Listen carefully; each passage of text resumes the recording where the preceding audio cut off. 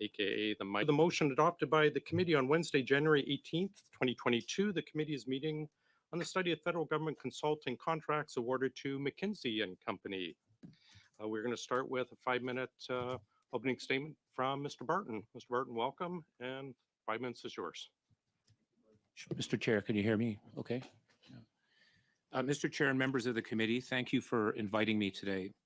At the outset, I want to be clear that I'm appearing voluntarily as a private citizen on my own behalf. I'm not here as a representative of McKinsey, and obviously I do not speak on behalf of the Government of Canada. I want to take a few minutes to tell you about my background and make 3 observations. On my background, I started my career at McKinsey's Toronto office in 1986, where I spent 10 years. I then moved to the South Korean office and stayed in Asia for 12 years. In 2009, I was elected Global Managing Partner, in which role I served until 2018, having held 3 terms. As Managing Partner, my role did not involve the origination or oversight of paid engagements between the Government of Canada and McKinsey's Canadian team. It has now been over 3.5 years since I left McKinsey and sold all of my shares. It has been more than 25 years since I was regularly involved in McKinsey's Canadian consulting engagements. I'm not a partisan. I'm not a member or supporter of any political party in Canada. Je ne suis pas un partisan. I am not a partisan. I do believe, though, in giving back to Canada. I've been an unpaid advisor to different Canadian governments a number of times. For example, in 2010, I was among a number of Canadians advising Finance Minister Flaherty, including attending a 2-day retreat hosted by him. In 2013, I was asked by Prime Minister Harper to serve on the Canadian Advisory Committee on the Public Service, which I did for 2 years. In 2016, I was asked by Minister Morneau to chair his Advisory Council for Economic Growth with 13 other Canadians. I believe the Growth Council did important work for Canadians. Its recommendations included building more Canadian infrastructure, speeding up approvals for resource projects, cutting red tape, attracting foreign talent and capital, unleashing key sectors such as agriculture, and providing the basis for reskilling Canadians to deal with technological change. In July 2018, I announced I was retiring from McKinsey and began to build my next chapter, which included public, private, and foundation board roles. To support my wife, Geraldine, in her career, I moved from New York to Hong Kong. In August 2019, I was asked to become ambassador to China, where my primary mandate was to secure the release of Michael Kovrig and Michael Spavor. I then had to resign from more than a dozen roles I'd recently taken on as part of my post-retirement work. I want to make 3 quick observations that I hope will be helpful. First, I want to be clear that I had no involvement whatsoever in any awarding of paid work to McKinsey by the federal government since I relocated to Asia in 1996. In joining the public service as ambassador to China in 2019, I underwent a thorough conflict of interest process with the Ethics Commissioner to ensure that my prior roles with McKinsey and elsewhere would not conflict with my public service obligations, and that included a full proactive recusal that screened me from dealing with McKinsey and, of course, any decisions made by the federal public service relating to McKinsey. Second, federal procurement work involves a structured process. The procurements are not evaluated at the political level, but by civil servants.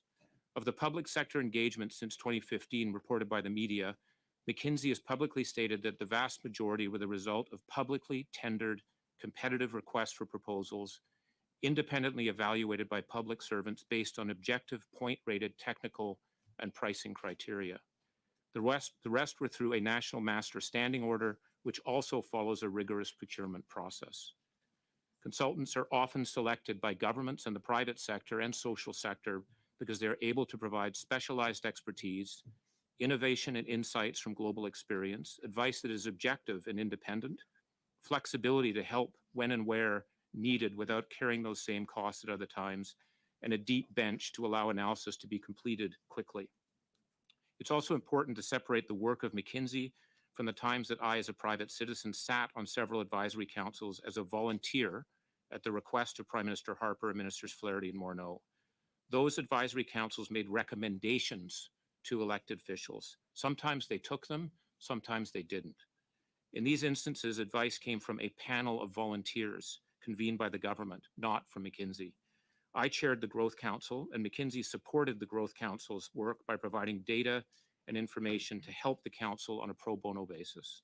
Third and finally, I will note here that the National Post recently reported that in the last full fiscal year ended March 31, 2022, the Government of Canada spent at least $22.2 billion on external consultants, of which McKinsey contracts represented $17 million. I appreciate your invitation today and look forward to taking your questions. Merci.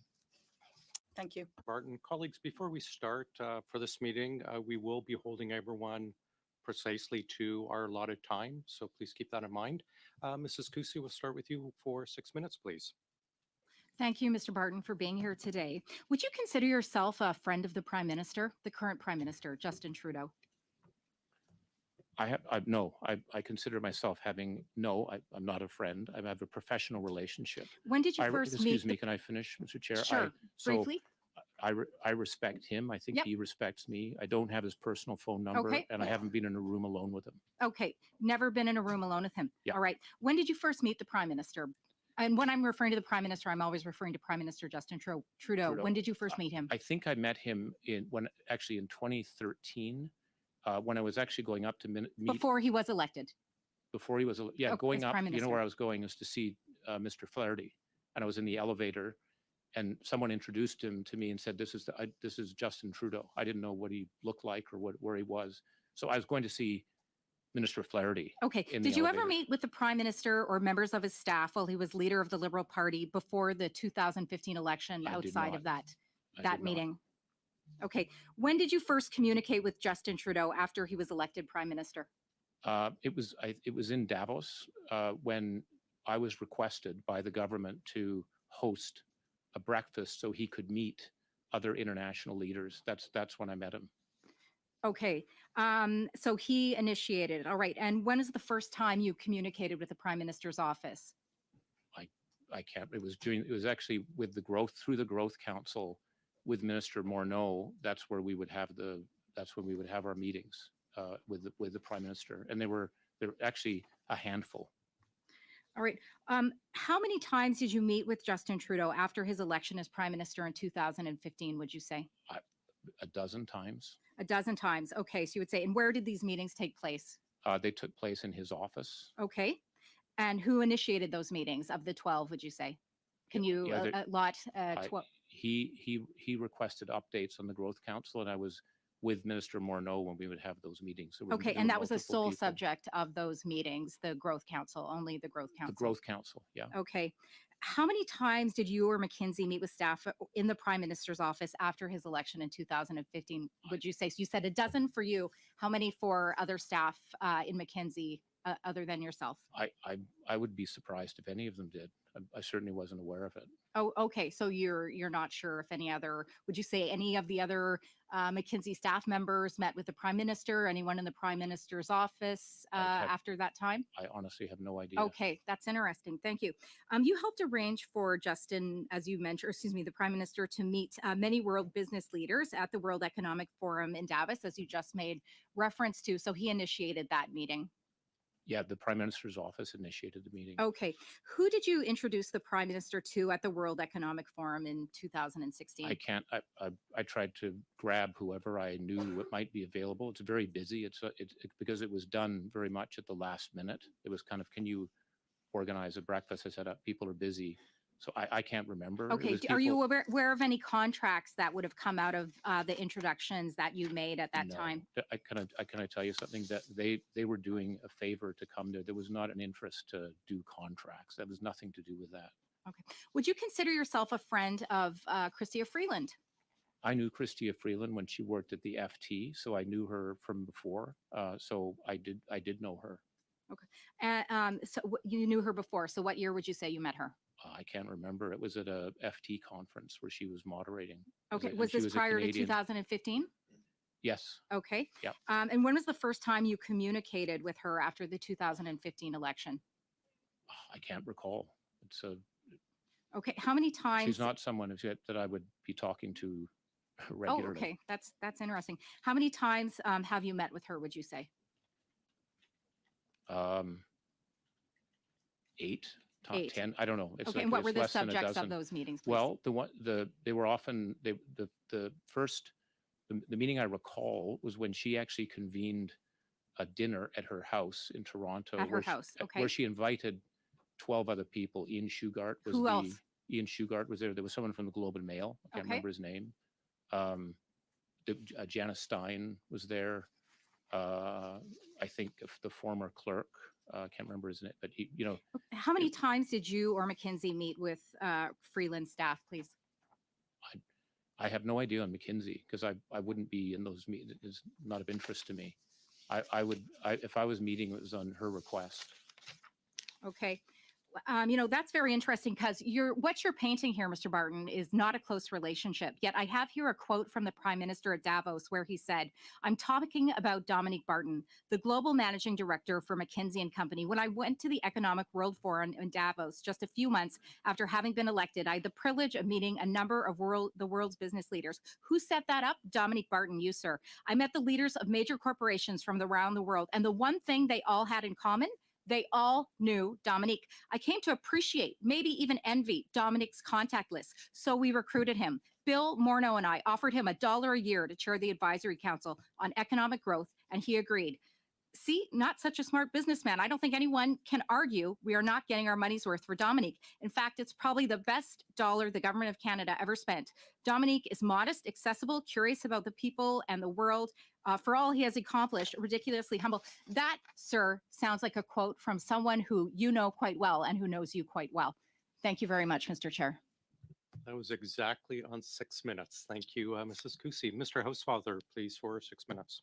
Thank you very much, Mr. Barton. Thank you for being here voluntarily today. I appreciate it very much. And I want to start by saying that this committee had undertaken a study in outsourcing. And it would be, I think, a very valuable study to understand whether we spend too much money in this country on management consultants or other forms of, contractors outside the civil service. And we should be doing that. There's been allegations related to McKinsey's activities abroad, and I'm sure you're going to be asked about that today. And I think, again, one of the policies the government of Canada should be looking at is whether or not companies alleged to have committed misconduct abroad, certainly if they've been convicted, should not do business with the government of Canada. But that's not why you've been brought here. You've been brought here because there's allegations being made that somehow there's an untoward relationship that has got in McKinsey business through you, as has been characterized many times by Conservatives here and in the House of Commons, you being a close personal friend of the Prime Minister. So I'm going to revisit the first question Ms. Cusi asked you. Mr. Barton, would you consider yourself a close personal friend of the Prime Minister? No, I'm not a close personal friend of the Prime Minister. Would you say he's one of your 5 best friends? No. One of your 10 best friends? No. One of your 25 best friends? No. One of your 50 best friends? No. Do you have his personal phone number? I do not.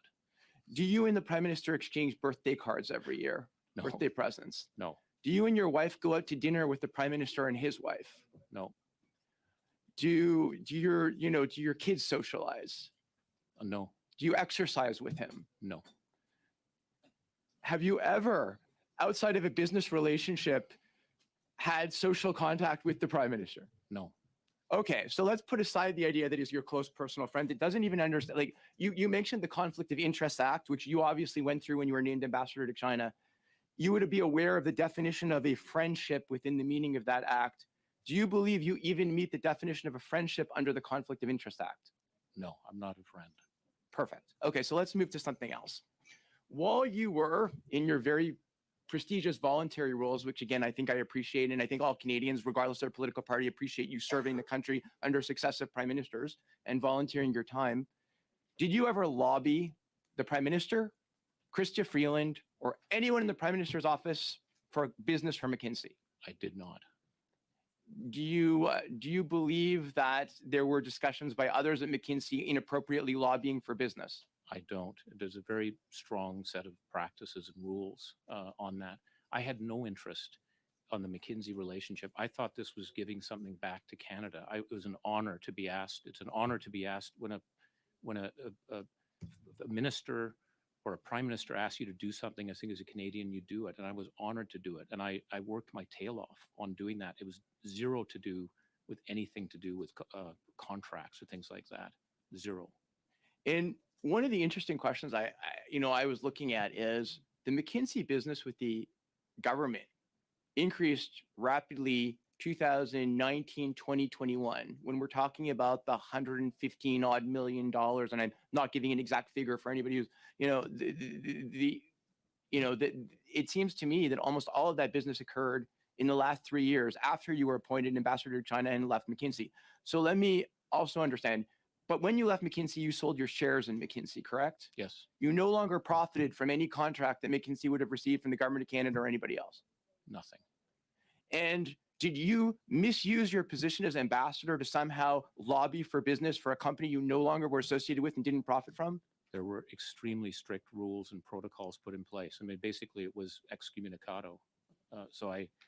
There was very strict processes and protocols that were followed, and people, if there was ever anything that came in, it would go to the deputy head of mission or to the deputy.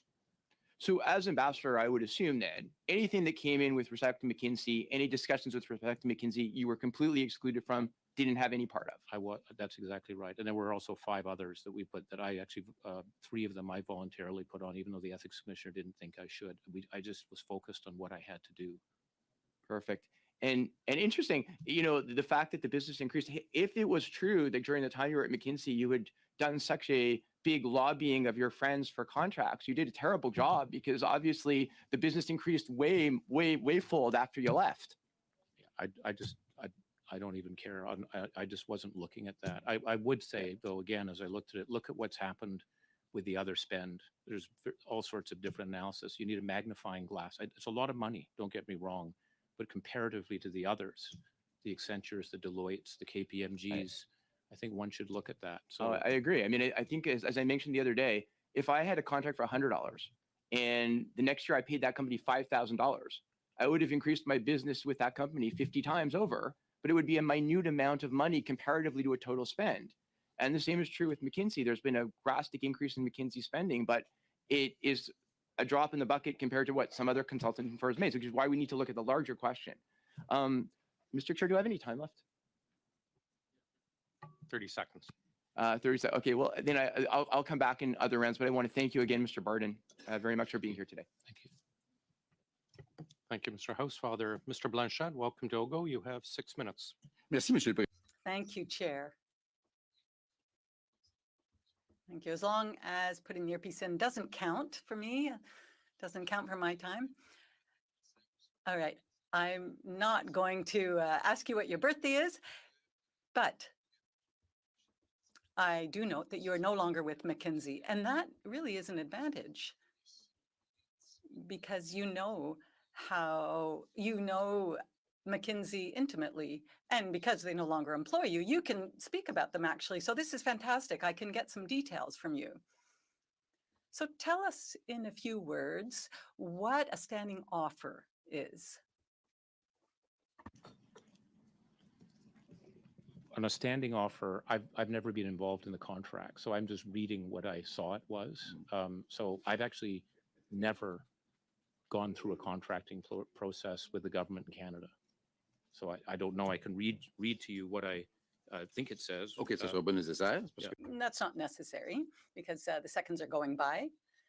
But it's kind of like saying the prime minister is responsible for everything that's going on in his government. But in your case, you were the big boss of McKinsey, so surely you knew how they worked, and surely you knew how a standing offer worked. But I'm going to ask you a more general question. When you were the head of McKinsey, McKinsey could have given a contract or could have been involved in a contract where constituents don't know what's happening in the contract, nor how much that contract is going to cost. And it might end way after everyone who knew about the contract has died.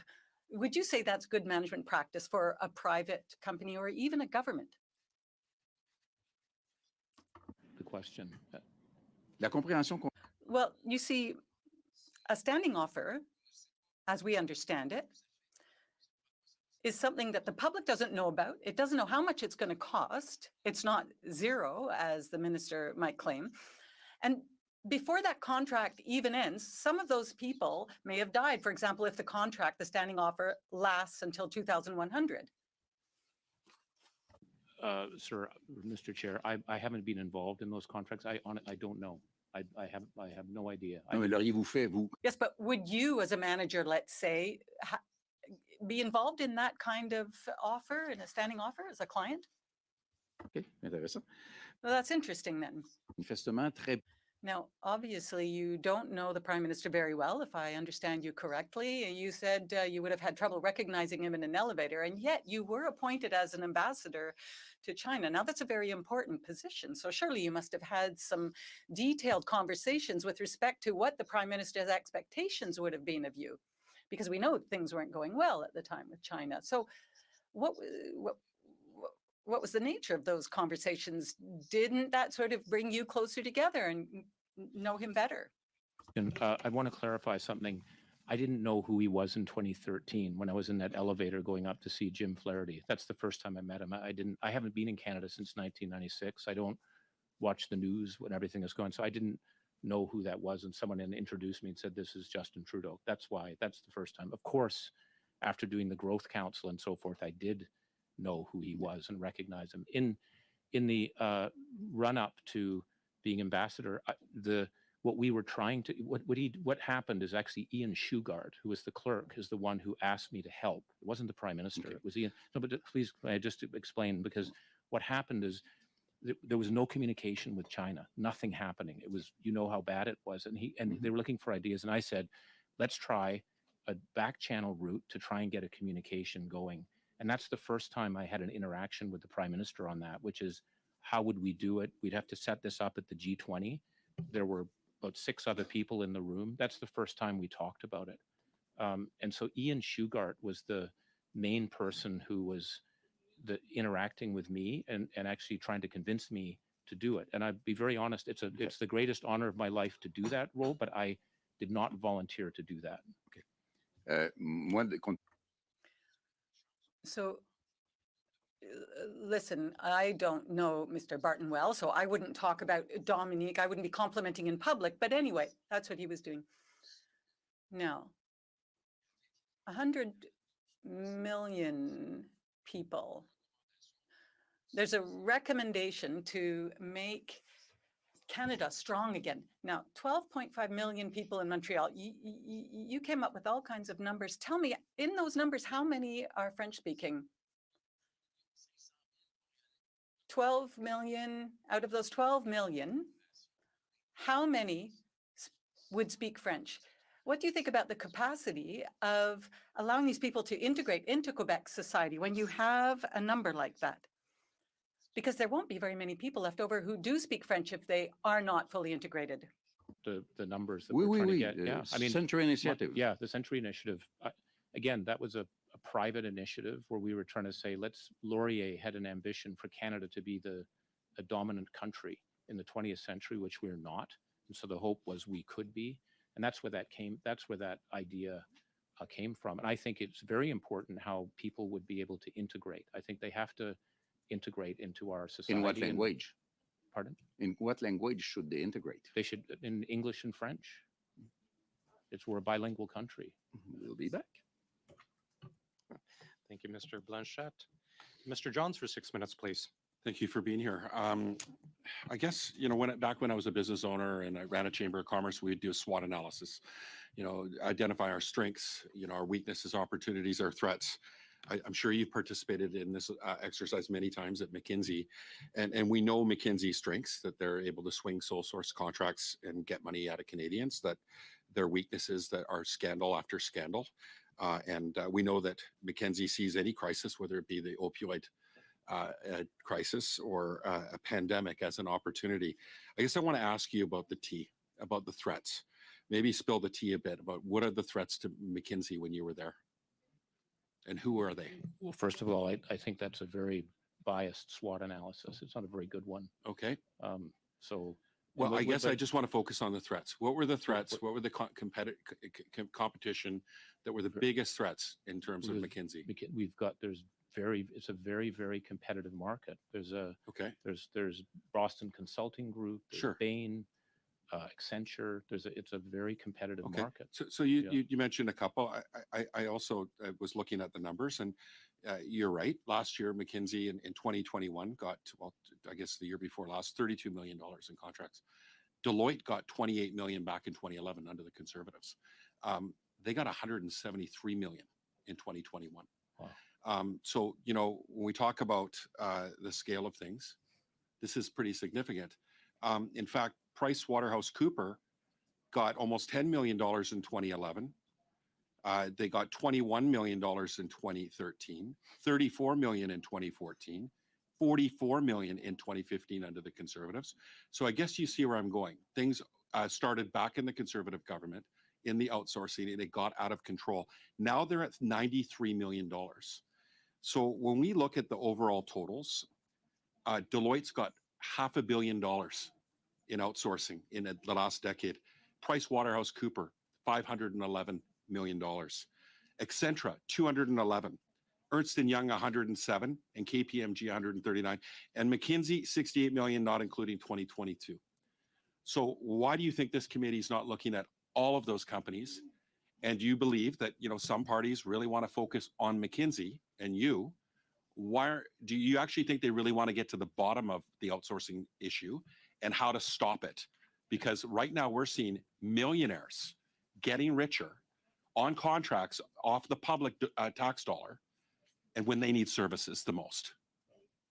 But I think your comments speak for themselves. I mean, my last point was, again, putting things in perspective. I think this committee, it's good to look at the impact and what people are doing. I think that we should look at the whole broad remit. I don't know why the McKinsey is the only focus on it. So why do you think? Also I guess back to the threats. Why do these companies? Why are they getting more money than McKinsey? What are they doing? Who do they know?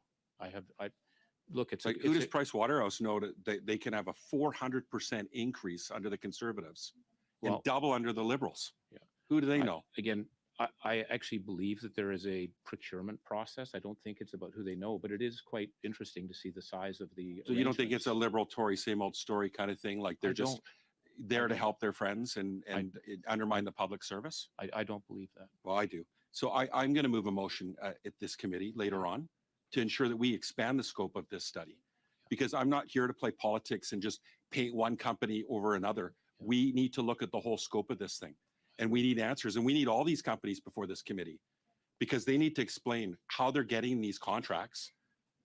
Yeah. And I guess, you know, adding to that, I mean, you talked about giving back to Canada, and I appreciate your comments on that.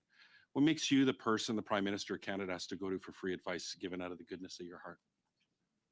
You know, you should ask him, because I've been asked by other countries. I'll just say, and this is where, again, I felt committed. I've worked with President Obama. I've worked in Colombia. I've worked in the UK. I've worked in Singapore. I've worked in South Korea. For leaders, they ask, they just want, they want what's happening in the world? How are things changing? And so I've never been asked in Canada except when Jim Flaherty asked me, and it was just to understand how the world, what's going on. Okay. He wasn't asking to say, tell me what we should do. It's just give me ideas. And by the way, there were often radically different views in the room. So it was more in that spirit. It's something that I've been used to doing. And as a Canadian, I wanted to give something back. That's why. Well, and I do appreciate your work on the Michaels. You talked about back channeling. I think we're all appreciative to see them home. We're grateful. You talk about back channeling routes. Can you explain about domestic back channeling? I don't know what that is. Well, I think that how does it that McKinsey can go from $1.7 million in 2016 to $32 million, literally skyrocketing year after year? What is McKinsey doing? Who does McKinsey? But this is again to have that kind of acceleration. Right. Like there's no explanation. Just like your SWOT analysis, you should also look at what's happening in the market, and you can see from the numbers you just said, there's even more mammoth increases from other firms. I think it's less than market. It's more about who their friends are and what their priorities are. I think we're putting private sector over public sector is what's going on under both these governments. I'm talking about facts. And that's facts. That's a fact. They're prioritizing private sector over the public sector. That's what both the Liberals and Tories are doing. I'm afraid that's time, gentlemen. Mrs. Kusi for 6 minutes, please. Thank you, Chair. So, Mr. Barton, going back to your claim that you don't have a close relationship with the Prime Minister, I have another quote here, and the quote is, "So I have known him for a long time. The Prime Minister knows him well as well. And one of the things that is really important is in his complicated job is to have someone doing it who can pick up the phone at any time and speak directly to the Prime Minister, speak directly to me. Someone who has that personal connection, and a personal connection built up over time. Dominic is a person who has that level of trust, first and foremost, with the Prime Minister and also with me. I think that is one of the reasons that David was able to be so effective as he was, Dominic, was able to be as effective as he was in such a close and direct contact with the Prime Minister and with me. Dominic will enjoy, she was referring to David, Dominic will enjoy the same direct access. And that was Deputy Prime Minister and Minister of Finance, Chrystia Freeline, talking about you, your relationship with her, and your relationship with the Prime Minister. Mr. Barton, would you consider yourself a friend of former Finance Minister Bill Morneau? No, I wouldn't. Okay, when's the I'd first like time? to, Mr. Chair, can Yep. I respond at least to the first comment, or is it just going to be a speech? Well, it is the member's time. Okay. When did you first meet Bill Morneau, please? I met him actually at the beginning of the Growth Council, Okay, so what year would that be, please? whatever that 2016. 2016, okay, so after the election. And the context of the meeting entirely was the Growth Council. Yeah, Paul Rochon, who was the deputy minister, is the one Okay. that I remember he called me in New York and said, "Would you like to be a member of the Growth Council?" And I said, "What is that? I don't know what that is." And he explained it to me. I said I would think about it. And he said that the minister, Bill Morneau, would be leading it. Okay, so you never met with him prior to him being elected as a member of Parliament in 2015? Not that I'm aware of, not at all. Okay, when did you first communicate with Bill Morneau after his appointment to Finance Minister? During the Growth Council. Okay, and who initiated the communication? I think it was Paul Rochon. Okay, and what was discussed in the initial meeting? What the objective was going to be for the Growth Council. Okay, and how many times did you meet with Bill Morneau while he was the Finance Minister? I don't, it was over 2 years. I mean, that would be, I'd probably, again, like maybe a dozen times. A dozen times, Yeah. okay. And what was discussed in those meetings? The Growth Council. Okay. How many times did you or McKinsey meet with Bill Morneau's staff? I can talk for me. Okay. It's me meeting with him. I didn't meet with his staff. I would meet with Bill Morneau, Okay. typically with Paul Rochon. Okay. And which staff in his office did you or McKinsey ever meet with? I don't Okay. recall. Did you ever meet with Katie Telford? Yes. Oh, how many times?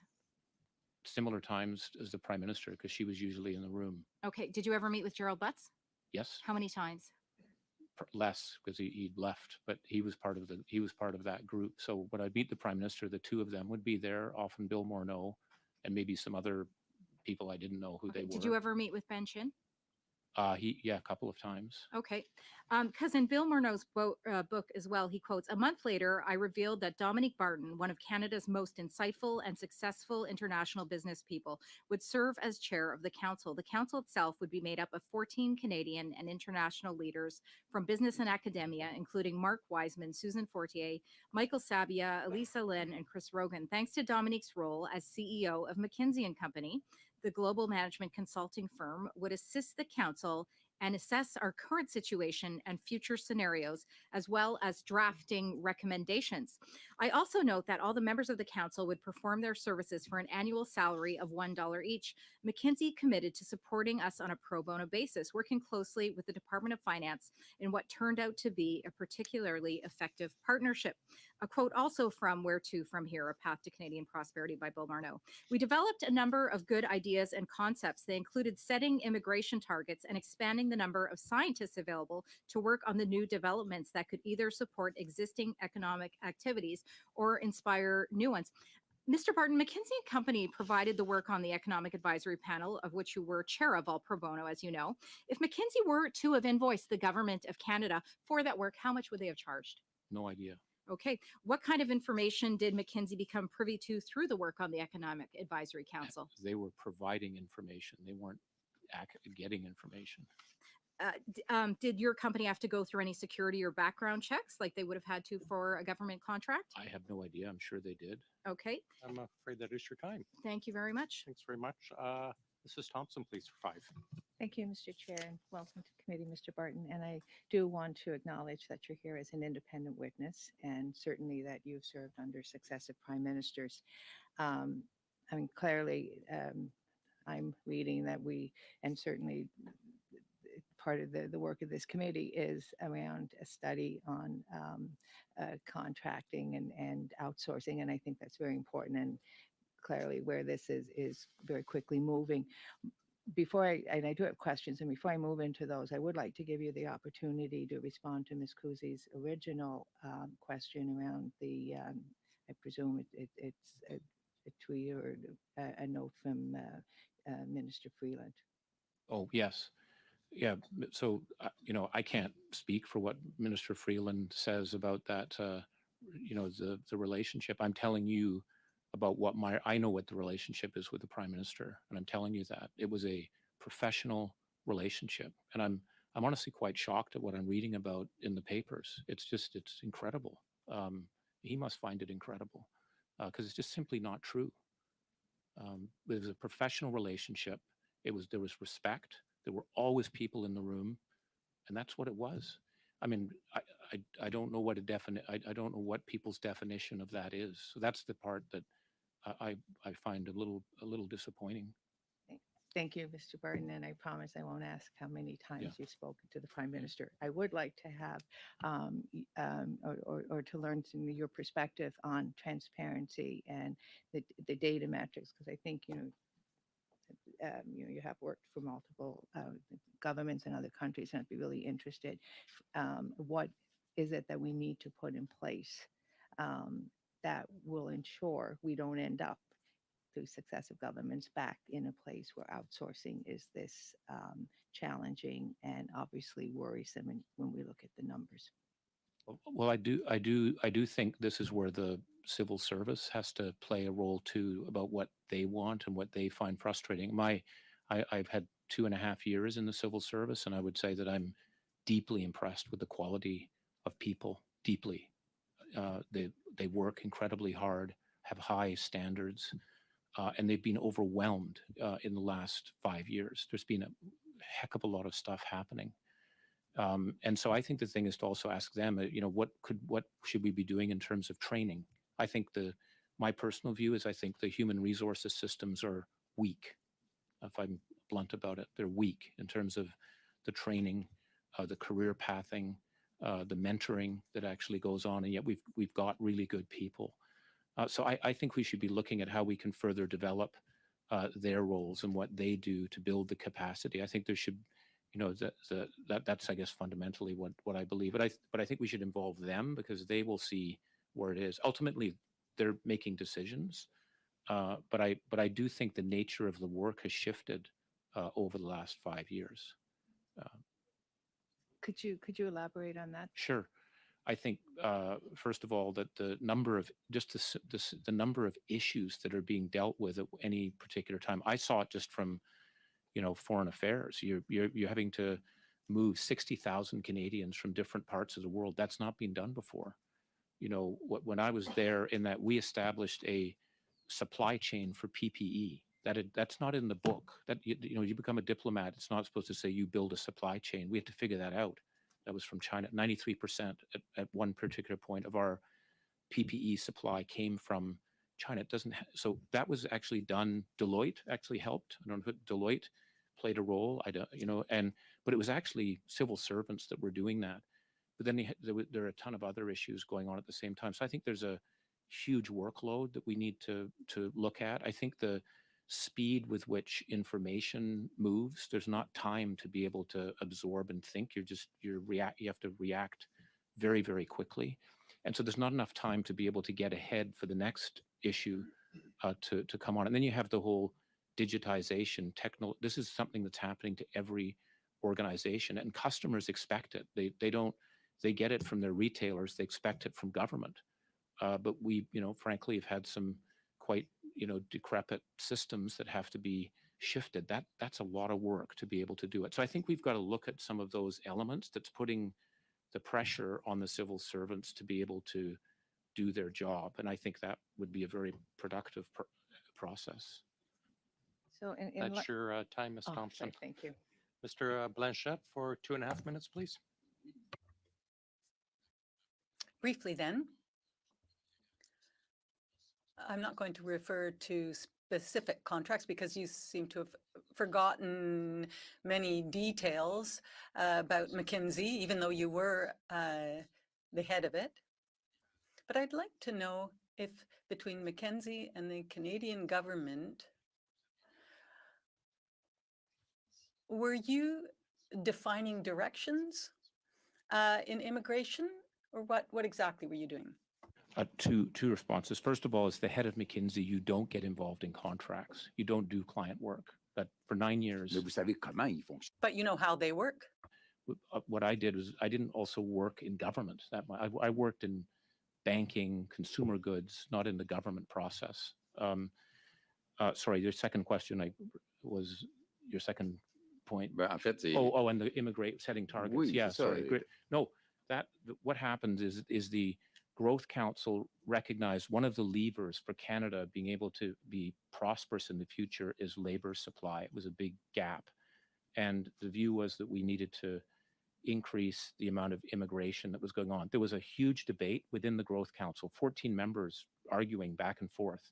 There were some that thought it should be way higher, and there were some in the committee that thought we should be very careful about bringing any more new people. It was a debate. Okay. And then what we did was we made a recommendation, and then it was up to the government to decide whether they do it or not. Ça, c'est très intéressant. Well, that's very interesting.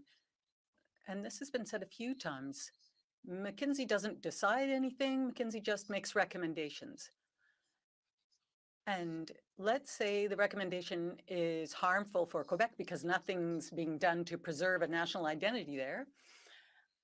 Then the Century Initiative is providing advice that the government may use. And I understand that if the government doesn't use it, McKinsey isn't responsible, then it's Justin Trudeau and his government is responsible for a bad decision in choosing your proposals.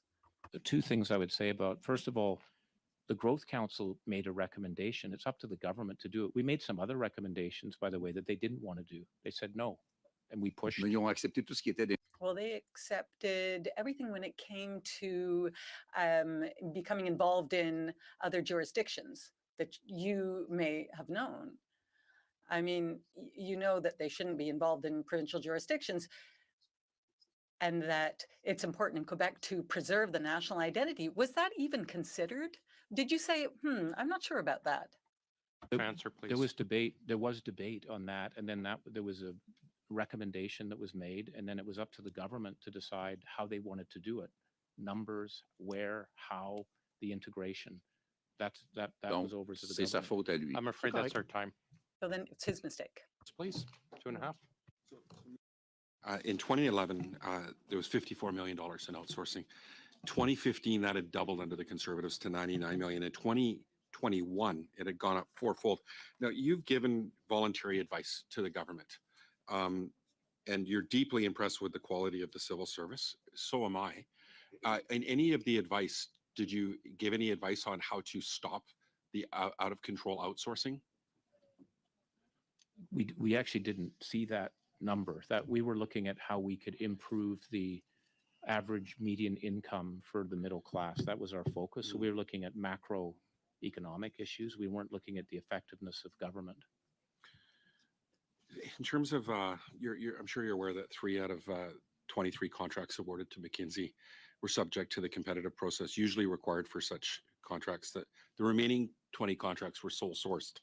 For at least 18 of those, a spokesperson for PSPC said that this was necessary because it was the only way the government could have access to a type of benchmarking methodology that McKinsey has exclusive rights to. PSPC said these services consist of, quote, functional tools, databases, and expert support to measure their performance against similar Canadian and international organizations in order to identify deficiencies and opportunities for improvement, end quote. Sounds like a whole lot of words just to say, quote, comparative analysis to me. Can you maybe explain why this benchmarking methodology is so unique and why it has the government convinced with absolute certainty, without any attempt to invite competition, that no other company could possibly provide a similar service?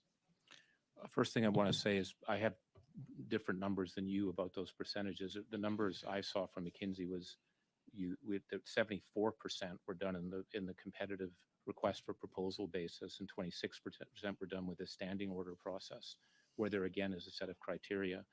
The second thing is it's up to the government to decide what those criteria is. McKinsey doesn't set that up, and the criteria would have to include capability. And I might also mention McKinsey is quite an expensive firm. I admit that, but that means if you're going to even be on there, you better have something that's distinctive. And so when I was at McKinsey, the R&D budget for McKinsey was about $500 million a year. $500 million a year. That sounds like you're pretty motivated. I mean, getting government contracts like No. this, you know, off the taxpayer, it's, it would motivate you to it- invest a lot of R&D, I'm especially afraid with the that's our time, skyrocketing gentlemen. growth in contracts. Gentlemen, I'm afraid that's our time. Mr. Paul Hoos, welcome back to OGO. You have 5 minutes, please. Merci. Thank you, Chair. Good afternoon, Mr. Barton. I have several questions to ask you. Now, you were the Global Managing Director of McKinsey from 2009 to 2018. The Trudeau government came to power in 2015, and then there was this exponential increase in contracts being awarded by Canada, the Canadian government. We want to understand what happened. Now, when you were the Managing Director, surely, given all the various relationships you had, you're saying no, that these weren't close friendships, but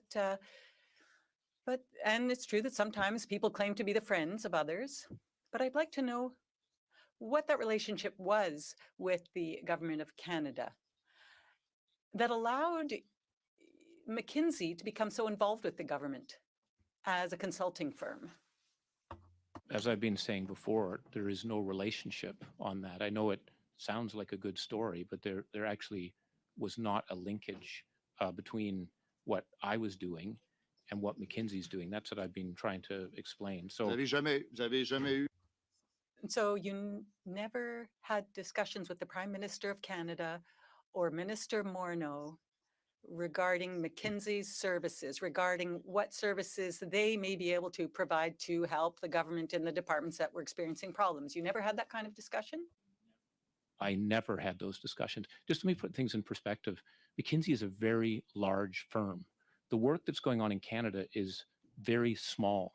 And my objective was not to have anything to do with that work. That was up to the Canadian practice. So I had no interest and I had no conversation. On va parler, on va sortir des All right, then we're going to move away from personal interests and we're going to talk about McKinsey. There are a lot of questions surrounding that firm, what kind of advice it provides to other countries, for example, like Saudi Arabia. Here in Canada, there are budgets for immigration, public services, border services. In Canada, there are problems within those departments. And what we don't like seeing is that McKinsey develops policies for the federal government. And then we end up with ministers announcing a plan out of nowhere, and we realize it's come from you, but we don't know, and we can't find out exactly how that plan was developed and whether the public service is able to even implement what you're proposing. Let's take immigration, for example. The plan came here in November. We found out that there would be 500,000 new immigrants. We knew that was one of your recommendations, but is that the usual way of proceeding, to provide these recommendations? The government just takes it the way it is and does exactly what you say? Mr. Chair, sir, that, as I said in my opening statement, we did not make policy. There were recommendations that came from the Growth Council to the government to decide what they wanted to do. And as I said, they rejected a number of those ideas that we had. It was then up to them. That 500,000 did not come from the Growth Council. That's higher than what the Growth Council said. It's higher. So we didn't have anything to do with policy. And the other thing I should make clear, that was the Growth Council. There were 14 people. I was the chair, but all those people had input to it. They were people from civil society. They were people. There were academics. OK, So mais I OK, just want to be bon, clear. It's soyons not. plus clairs. Well, then let's try and be clear. What would justify $24 million on the part of the federal government being given to McKinsey for the Immigration, Refugee, and Citizenship Department? What kind of information would McKinsey be giving to the government for $24 million? Can you give us an example? Again, I wasn't involved in any of the work. McKinsey Non, mais vous is avez going to travaillé come. 30 ans chez Yes, but you worked with them for 30 years. Going to have McKinsey come here, which is good, and ask the team that was working on that, because I honestly have no idea. I wasn't involved. OK, mais si on parle pas directement, Well, let's not speak specifically to that contract then. Let's just take an example of recommendations you give to governments. Can you give us one generally? Obviously, this is confidential information, but what kind of information or advice would you be giving? Do you develop structural policies? How do you work with governments? What is it you give them? McKinsey never provides policy advice. They're executing what government wants to do. So just to give you an example, operations would be one. Lean operations. There's anything to do that involves a lot of processing. It could be, visas. It could be passports. It could be.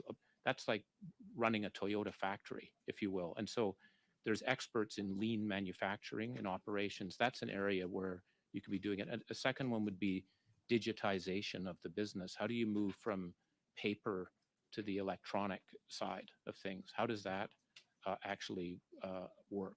So those would be two examples of work that I'm familiar with in other countries. But honestly, I'm not trying to be difficult. I think I'm not trying to challenge be the difficult, but McKinsey that's our people. time, Yeah. gentlemen. Thank you.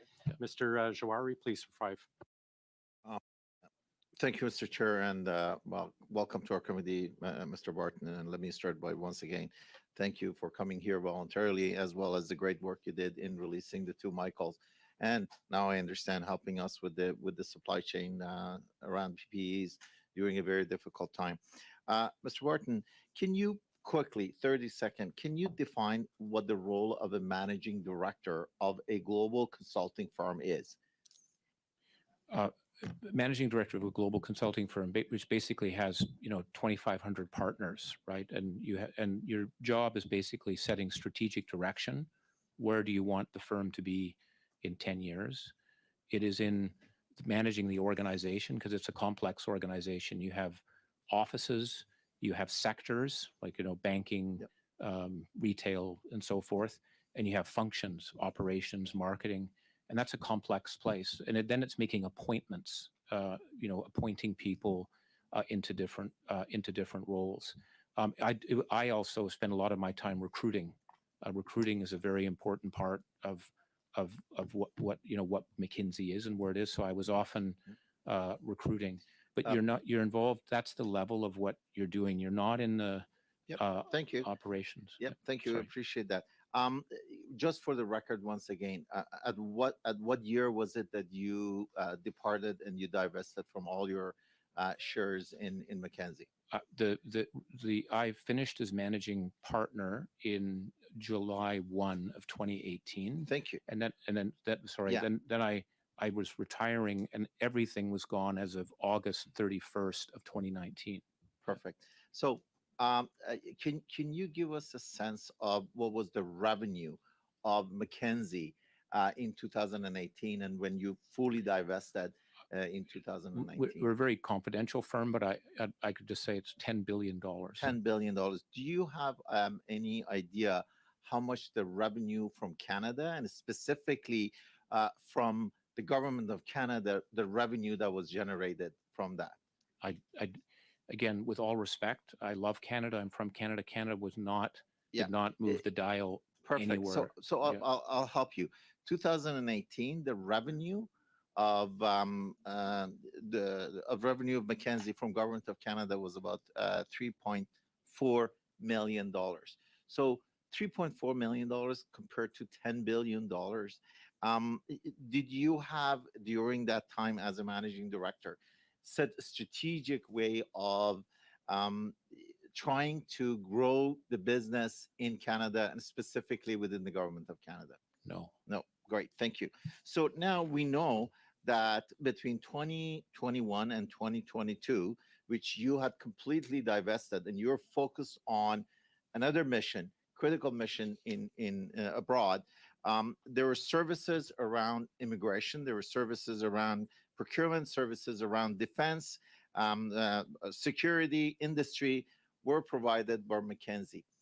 Did you, during your position as part of the growth council, as part of the economic growth group, provide any type of facilitation between McKinsey resources or suggesting to the partners to get in contact with the government of Canada, with the PMO, with the minister's office, or with the departments? No, I did not. Okay. Do you think any of the any of the recommendation that you would develop, you were very clear on explaining that your role and the group of 14 was not to develop a policy, but group of recommendation.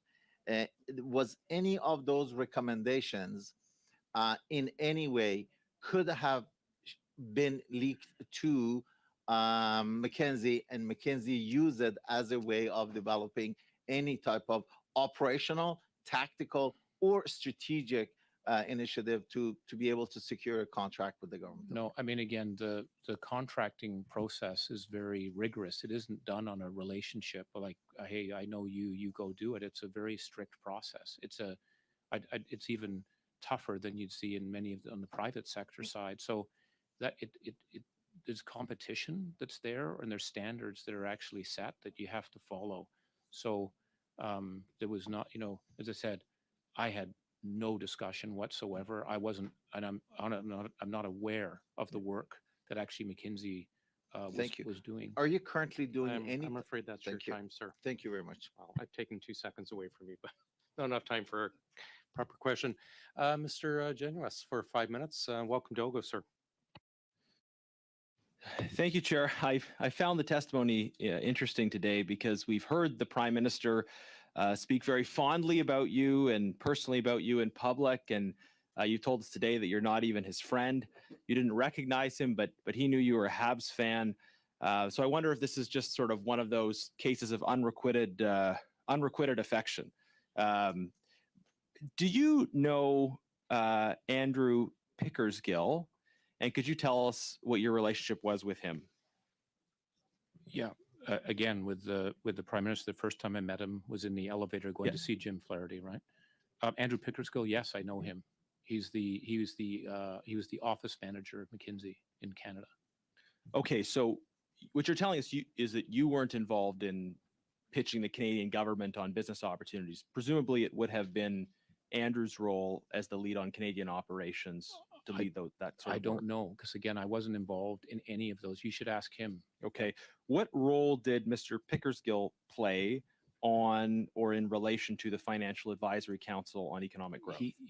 What Andrew did was help ensure that we had analysts to be able to provide the data and the information that was needed for the Growth Council to be able to help in terms of what we were looking at. Right. So Andrew was working with you on the Growth Council. His work on potentially pitching the government of Canada on business, that's something you're not aware of either way. I just want to note for the committee's sake, and maybe you want to comment on this, that I've accessed an ATIP email from a Kevin D'Entremont at McKinsey that's pitching the government of Canada on contracts, offering to connect members of the government with Mr. Pickersgill, and noting in the course of that email the work that he did with you on the Financial Advisory Council. So you may not be the link, but it seems that Mr. Pickersgill, who was both involved in the Advisory Council and involved in being a vendor to the government, was involved in both aspects of that operation. You want to comment on that? Yeah, comment is I think you should ask him when he's here. Yeah. And the other comment I'd make is there then is a rigorous evaluation process to look at whether the work would occur or not. Yeah, and we know there's been many cases of sole sourcing, but I think I appreciate that we've established, and Mr. Pickersgill I think would be someone worth bringing to the committee. Mr. Barton, following the initial invasion of Ukraine by Russia in 2014 and during your tenure at McKinsey, McKinsey continued to work closely with Russian banks and state-affiliated companies, including those that were subject to Western sanctions. The McKinsey was doing work for national defense in Canada and the United States, other Western countries, while it was also cultivating a close relationship with authoritarian powers, Russia, China, Saudi Arabia. Can you assure this committee that analysts working for national defense did not also participate in any projects involving state-affiliated entities in Russia and China? Absolutely. Okay. The conflict criteria in McKinsey for working with, and I have no idea about what was done on the Russian, what you're saying on the Russian military side. But what I do know is that there are very strict conflict requirements and standards in countries that you work in, and so McKinsey would have to follow that. Would it have ever happened, for instance, in the United States, that the same analyst did work for Purdue Pharma and the FDA at the same time? I think you should look. I don't know. I think. Would that be a conflict of interest if it had happened? I think actually there's very good testimony from Bob Sternfels, who's the current managing partner, to a committee discussing that. I'm not familiar with that. Well, but I do know that you were leading addressed it. McKinsey at the time, though, right? You Yes, led I was- McKinsey through their advice to Purdue. It was around the time you departed that the relationship between McKinsey and Purdue ended. And the New York Times has reported analysts that worked both for the FDA in the US and for Purdue Pharma at the same time. So you're telling us that McKinsey had stringent conflict of interest rules, but you had analysts that were simultaneously working for drug manufacturers and the FDA. Did that ever happen in Canada? What I would, first of all, I just want to answer that first one. I think you should actually please look at the testimony that was given. I can, but can you answer the question, sir? You were leading McKinsey at the time. When you lead McKinsey, as I said before, I'm not involved in. But this was about your time while you were there, sir. There are 3,000 engagements going on in every given day. Every given day. I'm not. That's not what I'm involved in. I'm not. I didn't lead the pharma practice. But did you set the conflict of interest rules, and did you set rules that would have allowed someone to simultaneously work for the FDA and a pharmaceutical company? Because in Canada, if someone's I'm working on a afraid, project for Health Mr. Canada Genuis, and I'm for a afraid drug that's our company, that's a time. problem. Mr. Speaker, Sorry. Thank you. Mr. Baines, over to you, please, for 5 minutes. Thank you, Mr. Chair, and thank you for making yourself available today to Mr. Barton and bringing your testimony forward.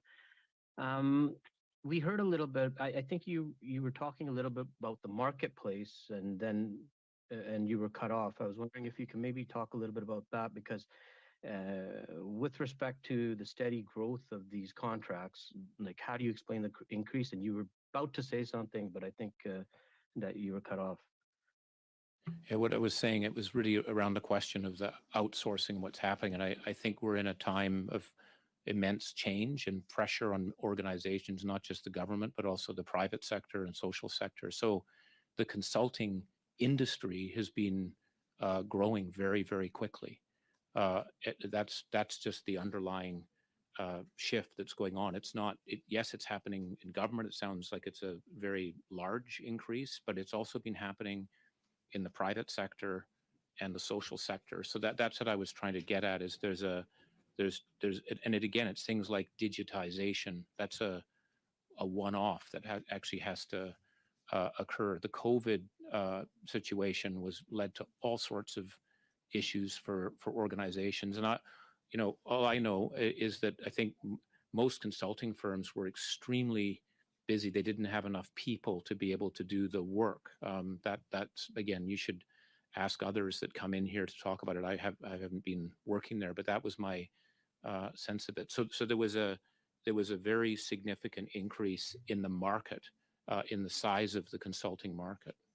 And you indicated the issue around human resources, say within government, there needs to be more training, and governments may not be able to fulfill the labor pool for the skilled work that's necessary. So we did hear a little bit about this in the last meeting, offering proportional salaries with the private sector. The labor pool for skilled IT workers is already limited, particularly if you consider the government's language requirements and diversity goals.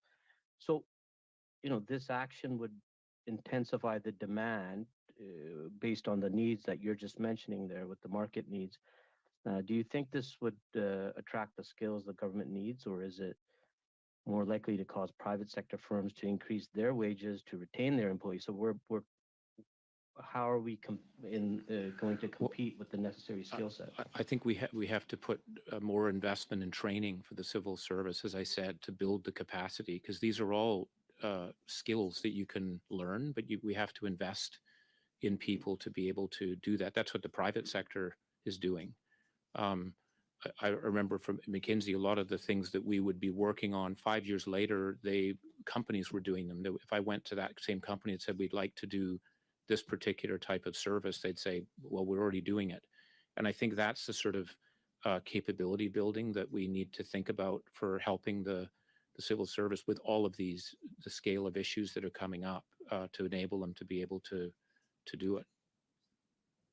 Okay, and then when contracts, say with McKinsey, or what measures are in place to ensure that government information is not shared with other organizations that contract with McKinsey? It's very strict rules on the data side. It belongs to the client, and you can't, so they're very strict rules in terms of where that is. The data belongs to the company or to the organization and that you're working with. That's a very strict rule in the process.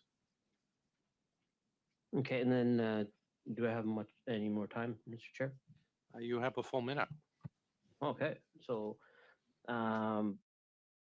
have you ever, or do you know of an instance where McKinsey met with the Minister of Immigration on Canada's immigration targets? I don't know that.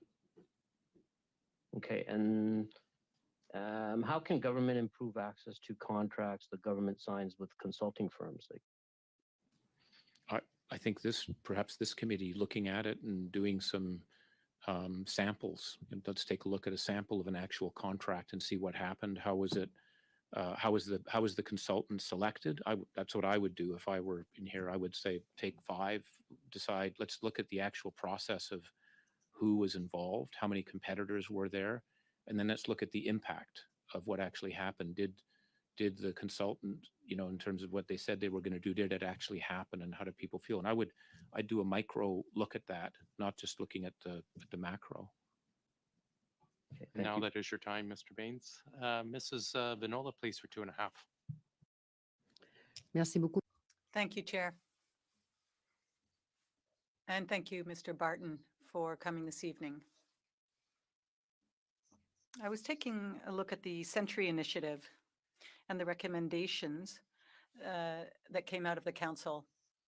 Earlier, you were saying that the government didn't decide to go to that 450,000 recommendation, but under the Century Initiative, that would be 500,000. And as of 2026, the target will be 1.25% of the Canadian population. And what that means, that there would be 500,000 new arrivals. So the government is actually going beyond your, and I'm saying your because you were sitting on the council.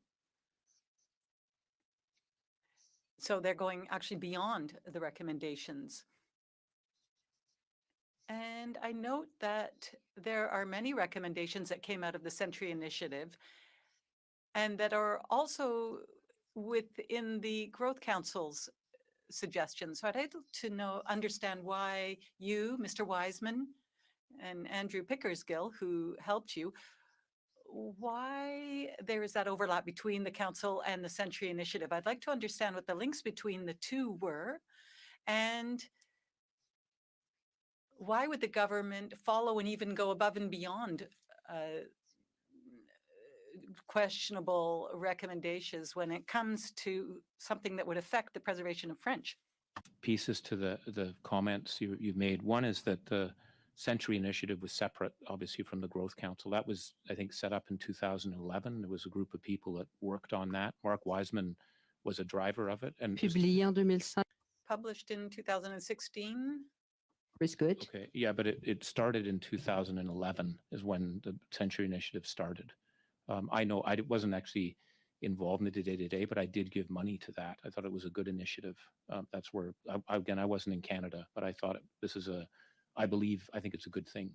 But so that Mark Wiseman was picked not because he was an Century, and he was the head of the Canada Pension Plan, right? That's why he was on there.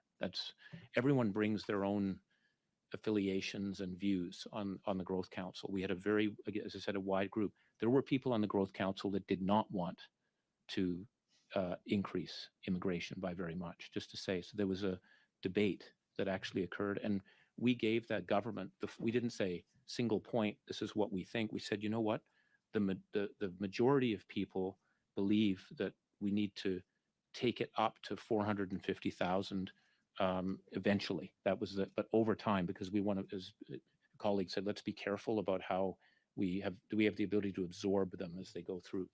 But we gave a range and said there was also some people that were concerned. I'm afraid I have to interrupt you again, Mr. sorry. Barton. Our time is up. Mr. Sorry. Johns for 2.5. It goes by quick, these little rounds. Mr. Barton, you're well aware there's a toxic drug crisis, an epidemic that's happening in our country. People are dying. People in my riding, people I know. Many people's first exposure to opioids is prescribed, when they get a prescription from a doctor. Are you familiar with any of the instances in which McKinsey and Company in both either Canada or the United States advised its clients on how to boost the sales of opioids like OxyContin, whether through communication strategies, media advisory services, or other marketing advice? Yeah, on the opioid situation, as I've said, I do want to acknowledge where McKinsey has done work on that, particularly with one institution, and that's with Purdue. So we did work on that. The work was lawful. The work was lawful, but it obviously fell far short of the standards of what we did. And so I've acknowledged that I feel. Didn't I just say I feel very badly about that? We shouldn't have done it. But I think there's a difference between that issue, which is a mistake, and saying that we were the architect of a broader program. Well, I think right now you can look at the court decision that McKinsey agreed to pay $600 million for a lawsuit because of thousands of people that died as a result of cutthroat marketing of opioids. I guess my question is to you, do you think it's appropriate for the federal government of Canada to be giving millions of dollars of taxpayers' money in contracts to a company that was responsible or participated in the death of thousands of people? Do you think that's ethical? Do you think those are values that espouse any government in this country to be doing business with a company with that track record? First thing I would say is that, again, I acknowledge that there was work done on the opioid side.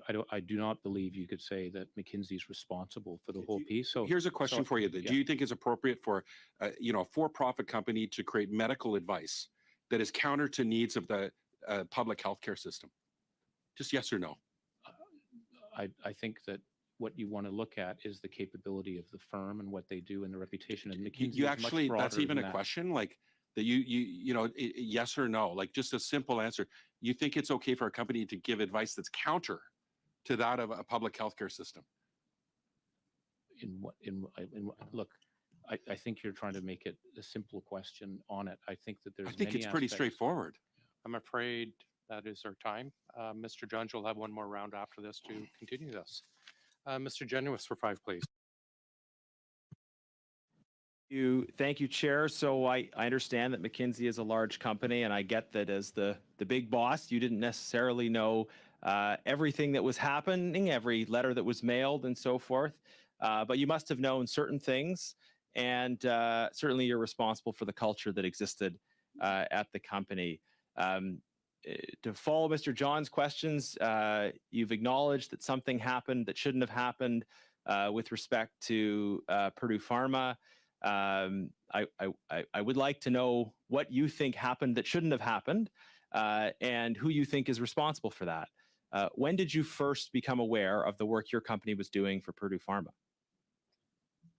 I became aware of that work after I had left McKinsey, when it was, or actually, I was aware of it when I left the leadership role in McKinsey. That's when I heard about that work. So I wasn't, again, that's not an excuse. I'm just saying I heard about it when actually there was litigation beginning to occur. That's when I first heard about it.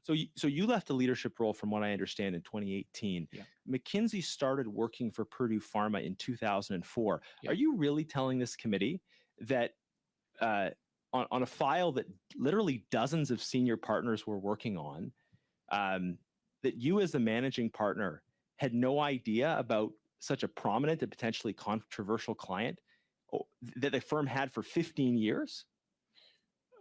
I've explained before, there are 3,000 client engagements that are going on at any particular given time. Right, but they weren't selling socks in Southern Ontario.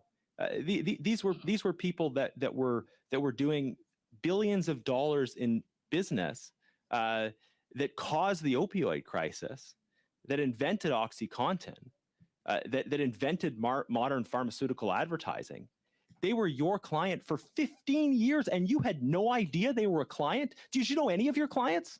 I don't know all of them. No, that's totally no. Well, I don't think you understand. If you had no idea that you were working for Purdue, then what did you do all day as managing director? Yeah, well, I think maybe you should spend some time and understand how a consulting firm works. I would love to understand how McKinsey works, because right now I'm very concerned. How could you, as managing partner, not know the name of a client who, by the way, in 2007 pled guilty to misbranding their product? Did someone not at some point think, okay, we're taking on this client that pled guilty for misbranding their product. We're offering to help them sell more of that product.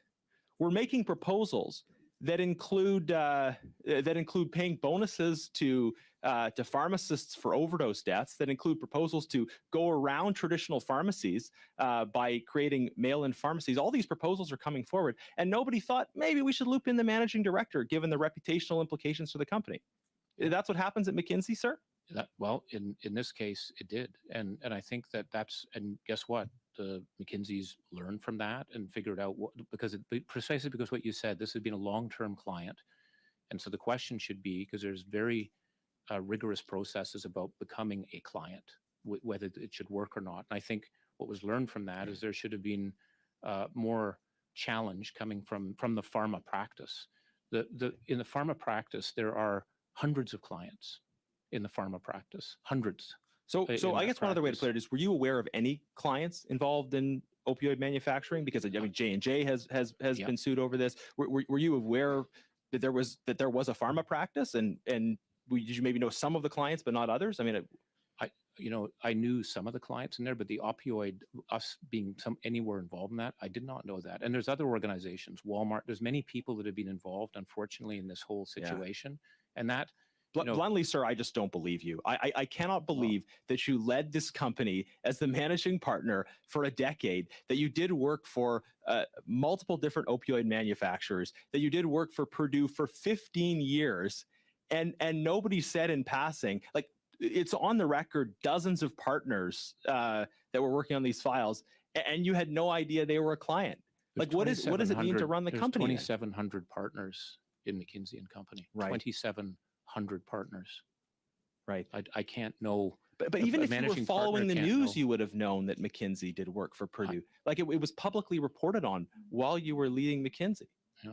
Well, I would suggest, you come and take a look and see how McKinsey and other consulting firms are worked, because I don't think you understand how the process works. I will just say in closing, however friendly you aren't with the Prime Minister, one thing you do have in common with him, sir, is that you don't seem to claim responsibility for anything that happens under you.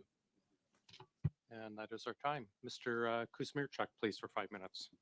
Well, thank you, Mr. Chair and Mr. Barton. I want to pick up on a comment my colleague beside me, argument that he brought forward, or observation, I should say, about sort of the comparative value of contracts that McKinsey has with the Government of Canada. So your last full year as the head of McKinsey in 2018, McKinsey, the value of contracts, federal contracts with McKinsey was $3 million. And again, compare that to the $10 billion that a company, McKinsey, brings in sort of globally. And Library of Parliament, in its report analysis, looked at contracts, consulting contracts for the big six consulting companies, Ernst & Young, KPMG, Accenture, PricewaterhouseCoopers, Deloitte. And when you look at the value of the contracts from 2005 to 2022, the value of the McKinsey contracts is about 3%. So the value of the McKinsey contracts are dwarfed by the contracts that are provided to Deloitte, Accenture, PricewaterhouseCoopers. Can you speak to why that is? Why, for example, other consulting companies are again providing services at a much greater scale than McKinsey? I don't know about that. I mean, I think it's maybe more fundamental to their practice. You know, that it's critical to what they do. The public sector practice when I was at McKinsey was, you know, 5 to 7% of a practice, and in some countries it was nothing. So it's just not it's, you know, if I might say, working with the government is difficult. It's more difficult than working with the private sector. And I don't, that's not about the people. It's just it's a very complicated process. I think that's for good reason in where it is. And so we have fewer, you know, if you think about the focus of the time and so forth. But it's a good question. I think it's a very good question for the committee to ask. And it gets to your point, if I might say, which is to broaden it. There are other institutions that are doing well, if they're growing, or however you want to say it. Why and how does that work? And to your point, Mr. Barton, admittedly, there has been a rise in consulting, in terms of consulting contracts for government, especially in 2020 and 2021. That's when you saw the contracts increase, but it increased across the board for all consulting firms, whether it's Deloitte, KPMG, PwC, Ernst & Young, and McKinsey & Company. And I would even say that the real raw numbers, the increases we saw were greater for those companies than in McKinsey. Can you speak to why you think that there was such an increase in consulting services to the federal government in 2020 and 2021? What are some of those forces that the government was trying to deal with? Again, I'm just coming at it from what I saw. Well, one is COVID. I mean, the amount of effort that had to go into dealing with the problem on the healthcare front, you know, it's like a nuclear bomb went off in terms of the scale of what's happening. So I think that has to be a chunk of it. As I meant, I saw a piece of it just with the PPE supply chain that we had to build up from zero. It was a huge effort to get airplanes to be able to keep fly. Canadians safe. Yes, to keep At for the sure. end of the day, to keep Canadians safe. So there was then I mentioned the digitization. This is a new phenomenon, right? It's where organizations are digitizing themselves. That's a complex, heavy duty piece of work that has to occur. That's also happening. COVID actually accelerated that because people couldn't communicate. So you had a big advance on that side. And the other issue is on the geopolitics and the supply chains, when I think actually with the war, you've got all sorts of challenges as it relates to food security, supply chains, you know, friendshoring, whatever you want to call it. And that's a different landscape than we've had before. So those are just three things I could see. I'm sure there are more. As I said, again, that the repatriation of 60,000 Canadians, that doesn't cost nothing. And there's not resources to be able to do that. I remember on that one getting phone calls to say, please, can you figure like who is the CEO of Air India to be able to figure out how we're going to be able to get people here on the cruise ships? Where does that work? That these weren't relationships that consular affairs would typically have. You know, it wasn't in the playbook. So there were new playbooks that had to be built quickly and at scale. And I think that's when you ask for help. And as I said, the organization I worked with when it was Deloitte, they were, and again, it's not to make an advertisement for Deloitte, they were very helpful, and I'm glad they were in the PSPC because they helped organize all the different suppliers that we were looking at, making sure we had a quality. Thank you, Mr. Barton. Sorry. We're approaching our final round now. Back to you, Mr. Genuis, please, for 5.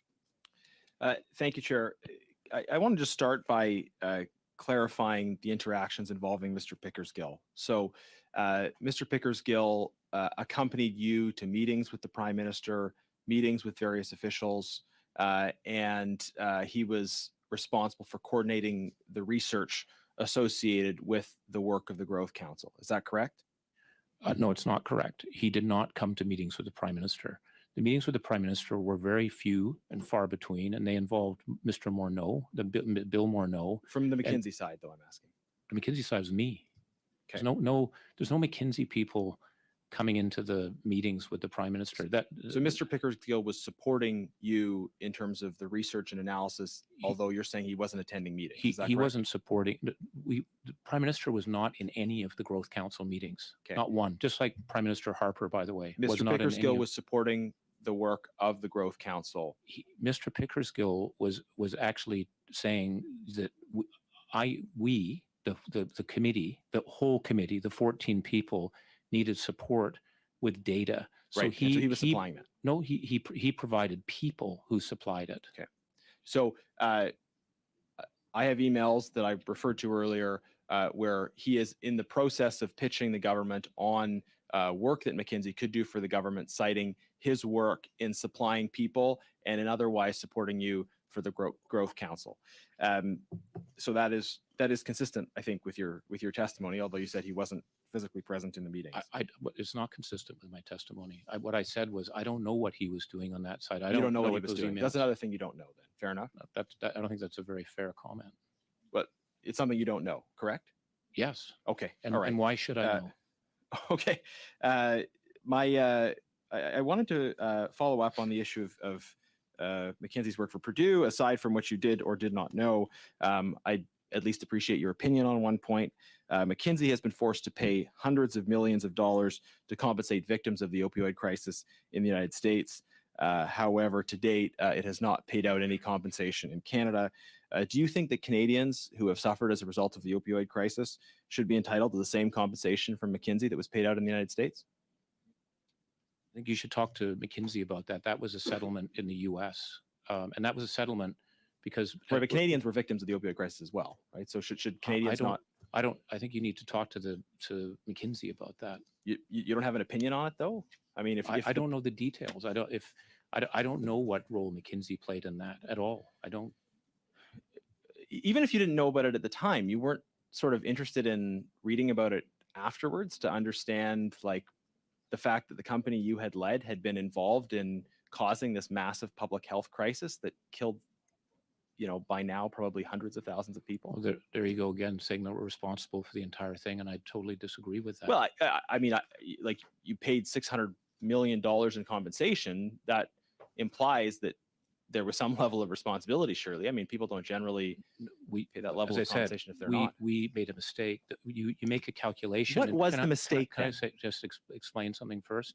In settlements, maybe you aren't familiar with how settlements work, but there's a huge amount of litigation that could occur. We could have been in the courts in the U.S. government for decades. But and what we decided to do, you just said you made a mistake. So what was the mistake? Hang on, I just want to finish what I was saying. No, sir, it's my time. What was the mistake?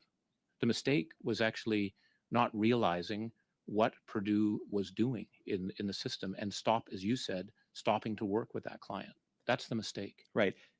What was Purdue doing that you didn't realize they were doing? I don't have the detail on that, but my understanding is that they were playing a role in broadening the use of opioids in the U.S. Right. But it was McKinsey that was advising them on how to turbocharge those sales. I mean, it was turbocharging turbocharging sales were in the title of the project you did for them. There's a lot of sensational words in there. What I would sensational. What I would because tell us sensational to the families who have lost loved ones, sir. This isn't sensational. This is real life. What I do know is in that settlement there was nothing done unlawfully. Hundreds of thousands of people died as a result of the illegal misbranding and over promotion of OxyContin.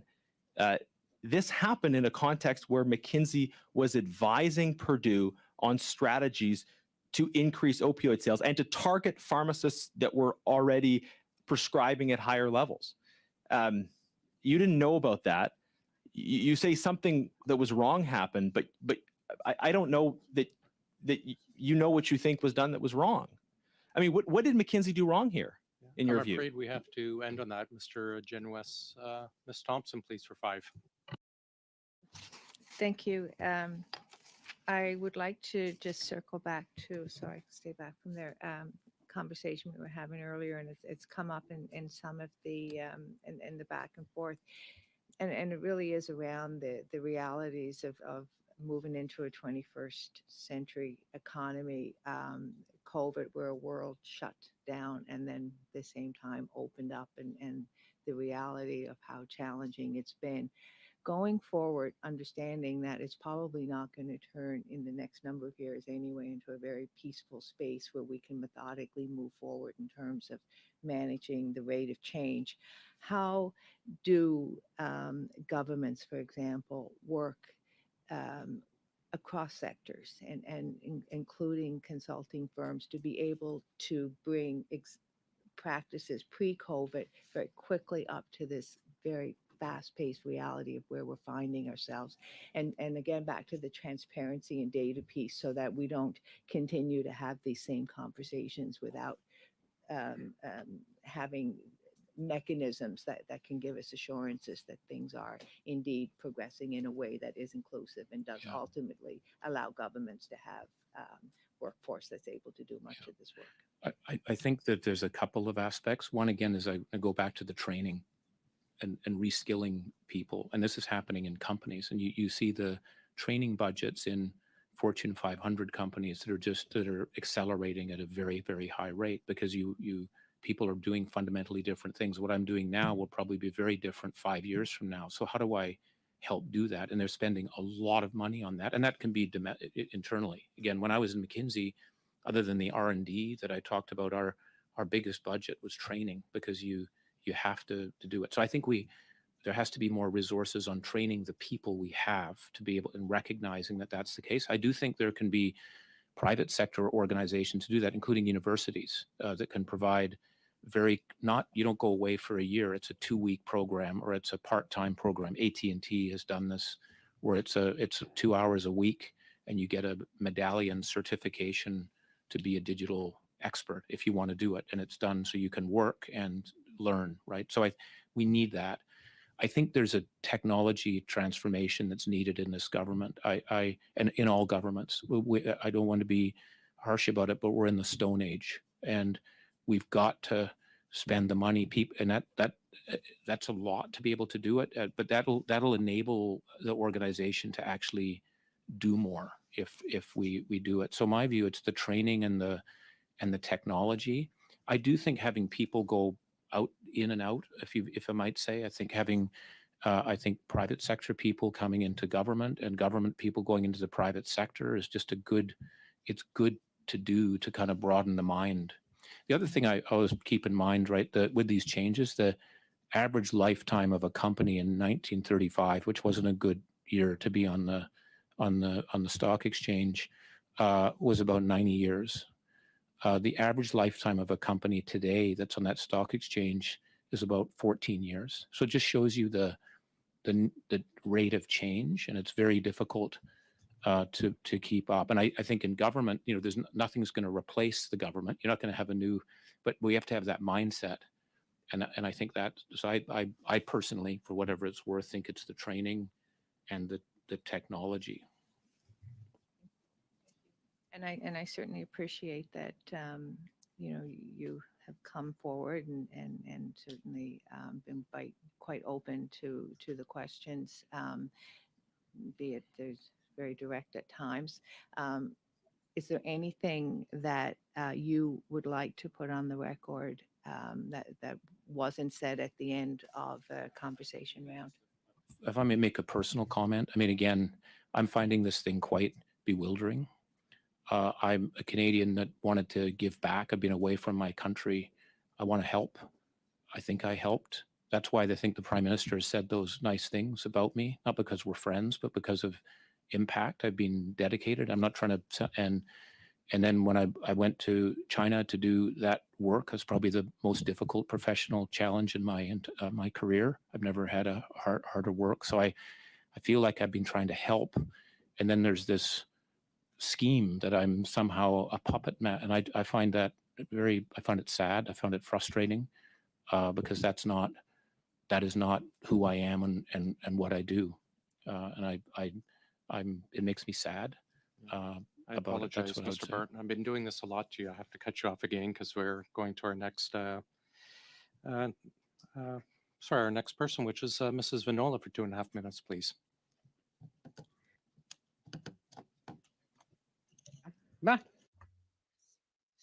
Thank you, Chair. I'm going to start off with some very short questions. We've heard a lot about McKinsey. With respect to McKinsey's culture, is it normal to not refer to the clients and the clients don't refer to McKinsey when they are being questioned with respect to the links or relations between them? Yeah, clients prefer confidentiality because they don't want to let other people know that McKinsey is working there. It could be working on R&D, so they have usually all of them strict confidentiality requirements. D'accord. Right. Who do consulting firms, who are consulting firms accountable to when they're working for governments? They're accountable to the client.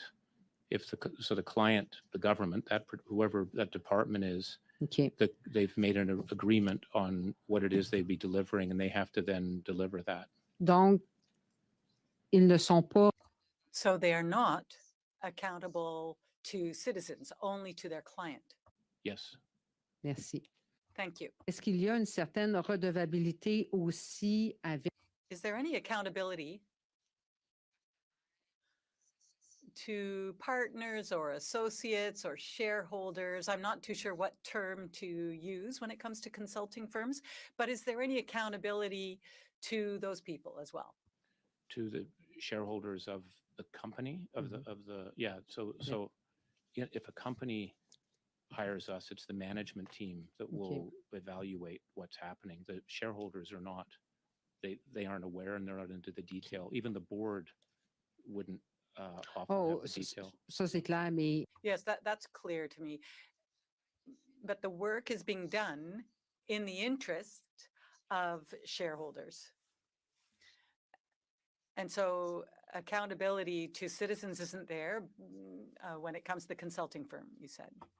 Very, very brief answer, Mr. Barton, please. There is a similarity between the two, because the departments have to have obviously, if they've done something right, they're going to be in difficulty because the population will be upset. Mr. Johns for 2.5, please. Thank you.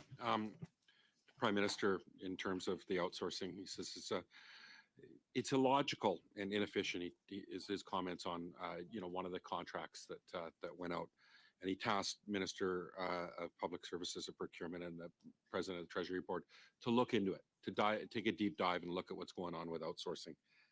So he's deflecting. He's not taking responsibility. You're here. You haven't had answers for a lot of questions. You said, "Well, we don't know how it works." I have a pretty good idea how it's working. It's working for consultants quite well, actually. And who does know? Who does know how it works? Who has the answers to the questions that we're asking? First thing I'd say, I'm not surprised at all that the Prime Minister, he wouldn't be involved in the contracts. I said these are done by civil servants. The Prime Minister has nothing to do with it. You don't know either. So it seems like nobody knows, right? The answers. I mean, why should I obviously you know? saw something. You saw a vulnerable Canadian government. Like you and the 6 other big companies see something here. They see a vulnerable government. So you've created like a shadow government, right? You're telling us even that there's record amounts in research and development in these consulting companies. There is a new phenomenon. You're absolutely right. The new phenomenon that's been skyrocketing out of control for a decade of outsourcing that has gone from 50 million under the Conservatives, doubled under them, gone up 4-fold under this government. So I guess you love your country. How do we stop it? I think that the focusing on the training and the technology development in the civil services there, but I also think it's the nature of the work. Consulting firms have consultants. No kidding. They're subcontracting out, and they're expensive consultants charging expensive consultants money. Like, I guess my question to you: do you actually think this is ethical? I think consulting to government is ethical. You think making profits, margins off of subcontracting, like we saw at GC Strategies, these guys are making between 50 and 30%. We don't even know. They're not even sharing that information with us.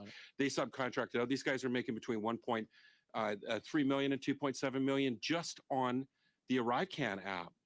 Do you think that's ethical, that they make that kind of money? Two guys don't have an office, no staff, you know, could have just two stools at a bar, and they're making that kind of money, and they're not even tech guys. Yeah, it's who you know, right? It's who you know. That's really what it is. I'm afraid that right? is our Who you know. time. We're going to go to Mr. Paul Hoos, please, for 5 minutes. Merci, je partage mon. Thank you. I'll be sharing my time with Ms. Block. First, I want to say, Mr. Barton, you're absolutely fascinating. I mean, you were with McKinsey for 30 years, and including 9 as a global managing partner, and you have no memory of what was going on. And that's rather interesting. But there's something I want to know. I want to know how it works when McKinsey is providing advice to a defense department, and to Lockheed Martin at the same time. Do you not see a flagrant conflict of interest? Between which companies? Le ministère de la Défense. The Department of National Defense and Lockheed Martin, for example. Your business was? I don't know what's going on with the Canadian contracts with McKinsey and Company, and I have no. I'm not embarrassed about that at all. And so, on prend un exemple théorique. So let's take a theoretical example then. So let's say there's a Department of Defense, and there's a company, a consulting firm working with them, and also with Lockheed Martin. Do you think there's a problem? as there are strict walls in terms of information that do not go between, they can't. McKinsey and Company works with competitors in the industry. You have to have very strict walls in terms of who the people are that work in that particular industry, the data. Donc McKinsey est au courant de tout, mais les. So McKinsey can be aware of everything, but the partners aren't. You're saying the people who are employing them are not aware of the other.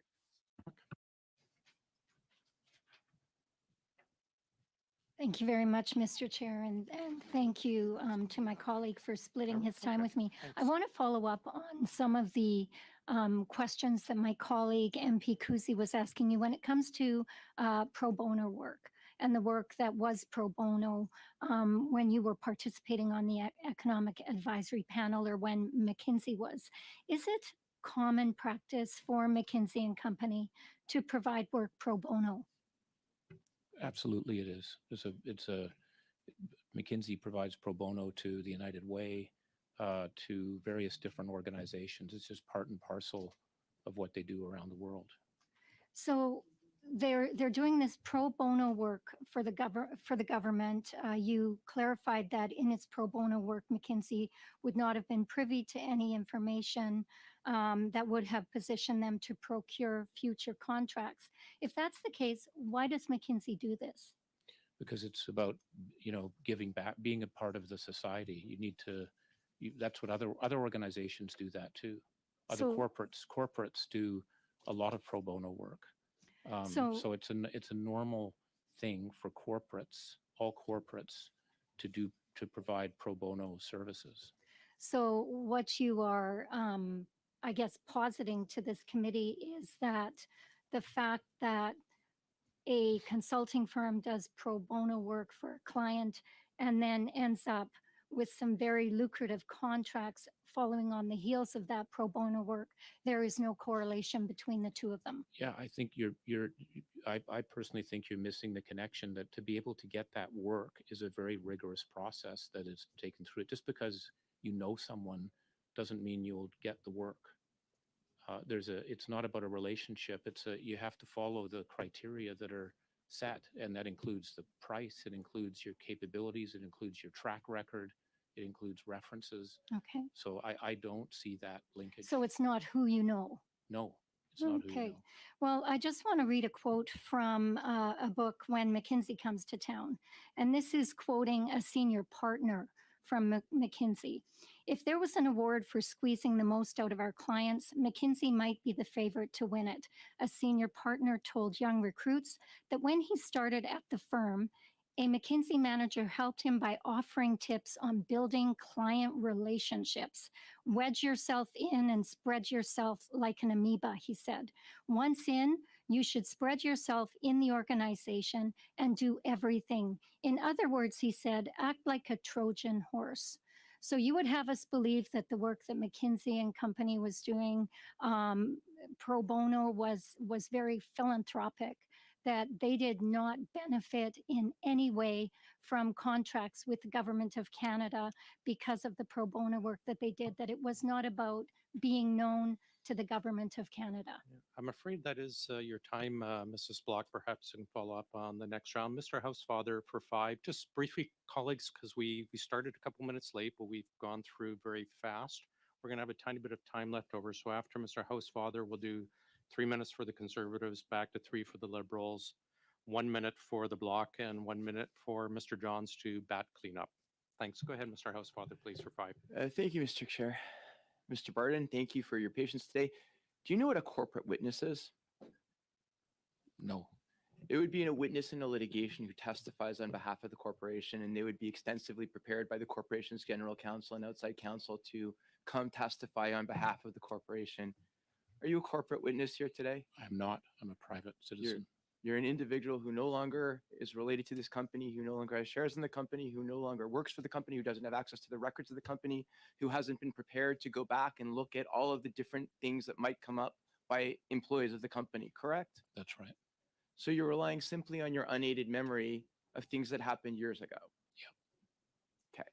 So I think just to diagnose what's happened, the goal, I think, for some was to bring you here and to find out that you were a close personal friend of the Prime Minister's and that the two of you talked about giving contracts from the government of Canada to McKinsey. And when that didn't pan out, then we've started turning to attacking you and attacking McKinsey. Now, it might be that McKinsey does a lot of things that are inappropriate, and that's neither here nor there. We'll get to it with the actual witnesses from McKinsey. For example, one of the witnesses I'd like to hear from is the chief compliance officer of McKinsey. Would you agree that that would be an appropriate person? Yeah, absolutely. Who would talk to us about whether McKinsey was not respecting the Foreign Corrupt Practices Act and other acts that would be of interest to this committee across the world. Including maybe the good question asked about the FDA and working with Purdue. Ask them. Exactly. And they would also be able to tell us what corrective actions the company has taken in order to avoid that from happening again. They would be the right person, correct? Absolutely. And not you. No.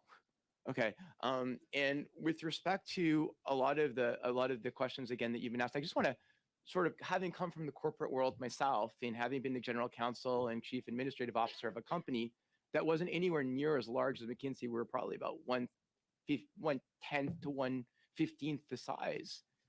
How many overall contracts, how many overall clients in a $10 billion company did McKinsey have? Well, I don't think, just take the 10 billion and divide. I mean, it's. But it would be tens of it would thousands. be, it would be tens of 10,000 Yeah, at customers. minimum 10,000. I mean, there are 3,000 client engagements going on in every given day.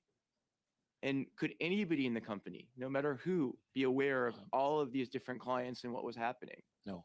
In fact, the way it's organized is that there are practices, as I mentioned before, there are sectors. So the pharma practice is accountable and responsible for what they're doing. The banking practice, no one in the pharma practice knows what's going on in the banking practice. They're not interested. And so there's sectors that are set up. There's functions. That's how a partnership works. And that's where, again, the general counsel, the client, the protocols that are in place to make sure that people are following that is very important. And that would normally fall under the compliance officer and the general counsel, not directly under the managing partner. That's right. And so let's say the general counsel found, for example, there was an inappropriate relationship, such as may have existed in the OxyContin case. Would he have then reported, or she have then reported that to you? Yes. And did your general counsel ever come to you and report something like that? No, I didn't. And for example, some of the other things that McKinsey has been accused of, let's say in the United States, working on the Trump administration's, immigration, what I think most of us find is a very distasteful practice with respect to asylum seekers and immigrants. While you were there, did this come to light, and did your general counsel come to you about this? No, I wasn't. That happened after I was in the management team. So again, with respect, now that we've moved to a different line, which is no longer the government's inappropriate relationship with McKinsey, because that sort of seems to have disappeared, and we want to talk about whether McKinsey is or is not a company we want to do business with, and whether we not want to change our rules to say that certain companies should be excluded, the right people would be the corporate witnesses who are still at McKinsey, such as the chief compliance officer, correct? Yeah, and the partners involved. Of course. Yeah. So I just want to thank you again for being here. I thought you were very forthright, and I appreciate your testimony, Mr. Barton. Thank you. Well, thank you for giving a few seconds back to the committee, Mr. Housefather. We'll do our 3-minute rounds. Mr. Genuis, please. Thank you, Chair. Mr. Housefather has made a valiant attempt to help and defend the witness, but I do want to clarify and underline our position, which is that there are not different lines. There is the same line. The line is that the witness, Mr. Barton, led McKinsey for about a decade, and during that time, McKinsey was involved in myriad ethical and moral scandals around the world, which the witness appears to have been largely unaware of on his testimony. At the same time, he was working with the government of Canada, advising the Prime Minister, and advising the Prime Minister on a series of issues that would have had relevance to some of those same clients. The advice that he was giving to the government of Canada would have had relevance to Chinese state-owned enterprises that McKinsey worked for, private sector clients, various companies that were regulated by the government of Canada. So it is not different lines, as Mr. Housefather suggests. It's the same line. And I obviously don't hold Mr. Barton accountable for the current activities of McKinsey following his departure. But I do think it is appropriate to hold the leader accountable for the things that his company did or didn't do, which included providing advice to Purdue Pharma, advice that included paying bonuses to pharmacists for overdose deaths. And that was something that came out of the culture that existed at McKinsey, sir, while you led McKinsey. But you said you don't know about the opioid, McKinsey's work on opioids. So let me ask you quickly a number of other questions about what you were or were not aware of. Were you aware of McKinsey's work for the Saudi government during your time at McKinsey? Yes, I was. Were you aware that that work included identifying the Twitter accounts of influential dissidents, providing their names to the government of Saudi Arabia, and the subsequent harassment that those people experienced? That is an allegation, and the update on that is that individual in particular went to court, sued McKinsey, and lost, appealed it, and lost. Yeah. So you should be careful about saying allegations like that. You should be very careful about that. Sir, first of all, I'm in a parliamentary committee, and you should know that. But secondly, Mr. Abdulaziz was told by the RCMP that his safety was at risk here in Canada after a McKinsey report to the Saudi government identified 3 prominent Twitter accounts that were negatively impacting perceptions of Saudi economic policy. What about that is disputed? He took that to court and said that. What about what I just said is disputed? It's number one that I'm afraid the that allegation. is our time. Mr. Kuzmierczak for 3 minutes, please. Well, thank you, Mr. Chair. And Mr. Byrne, I know that you didn't get a chance to answer some of the questions and allegations here made by the MP across the way. So I just wanted to provide you with a little bit of time if you'd like to. Yeah, thank you. I believe McKinsey is a very values-driven, principled firm that has done extraordinary work on Ebola, on MERS, in the development of the vaccines. There's a huge amount of work on getting youth unemployed to employment. It's a very large firm. You're picking issues, and you're right. On the Purdue Pharma, it's a mistake. But there are many, many, many other areas where it's worked well. And the other thing I might just point out, it's interesting that today, For every position that's available in McKinsey, there are 300 people that are talented that want to join McKinsey. Point number two, McKinsey continues to grow and join and continues with clients that they're working with for repeat work and what happens. That's what I see. Number three, it's the most significant leadership factory that's out there. If you look at CEOs or people running organizations, that's where it is. So there's that, you know, your definition of McKinsey is an extreme view, and you love quoting the book. That book hasn't sold. That book hasn't. Yeah, but those were the examples are coming from, and you know there are a lot of there are actually some quite negative views of that. That it's a very biased view. It's an anti-capitalist view that with McKinsey in the center. Apparently, if you continue with that book, McKinsey responsible for the financial crisis. I'm surprised you haven't mentioned that, because we invented securitization. Therefore, the financial crisis occurred. And there's too many of those lines that are made like that that I think are actually exaggerated. Yes, McKinsey's made mistakes. It's a large firm. It's got 40,000 people. All organizations have those challenges. But if you look at the impact of what that firm has been having around the world in many different places, it's very significant. So I just think it's you're coming at it from an extreme view, is my view. Mr. Oh, yeah, Mr. Barton, you described the growth of the use of consultants to the fact that, especially the last 2 years, the fact that we were in this extraordinary time of the pandemic, but there are other forces acting upon the government right now, whether it's AI, the need for digital transformation, cloud computing, remote work, for example. Can you talk about, is there knowledge transfer that takes place whenever McKinsey or a consultant engages with a government? Yes, there should be, and you should ask the people that come in front how they do it, and then ask the civil servants if that actually happened. But especially if they take lean operations, that is completely about skill building. You're training people to be able to do it. Frontline people, security guards. It's not the top management. It's actually people that are lower down in the organization about new skills, and they can take that forward. So that's a Thank you, Mr. Barton. Mrs. Vinola, for 1 minute, please. Exact 1 minute. Merci, Monsieur. Thank you, Chair. Quickly then, earlier, Mr. Barton, you said with respect to French that you were concerned.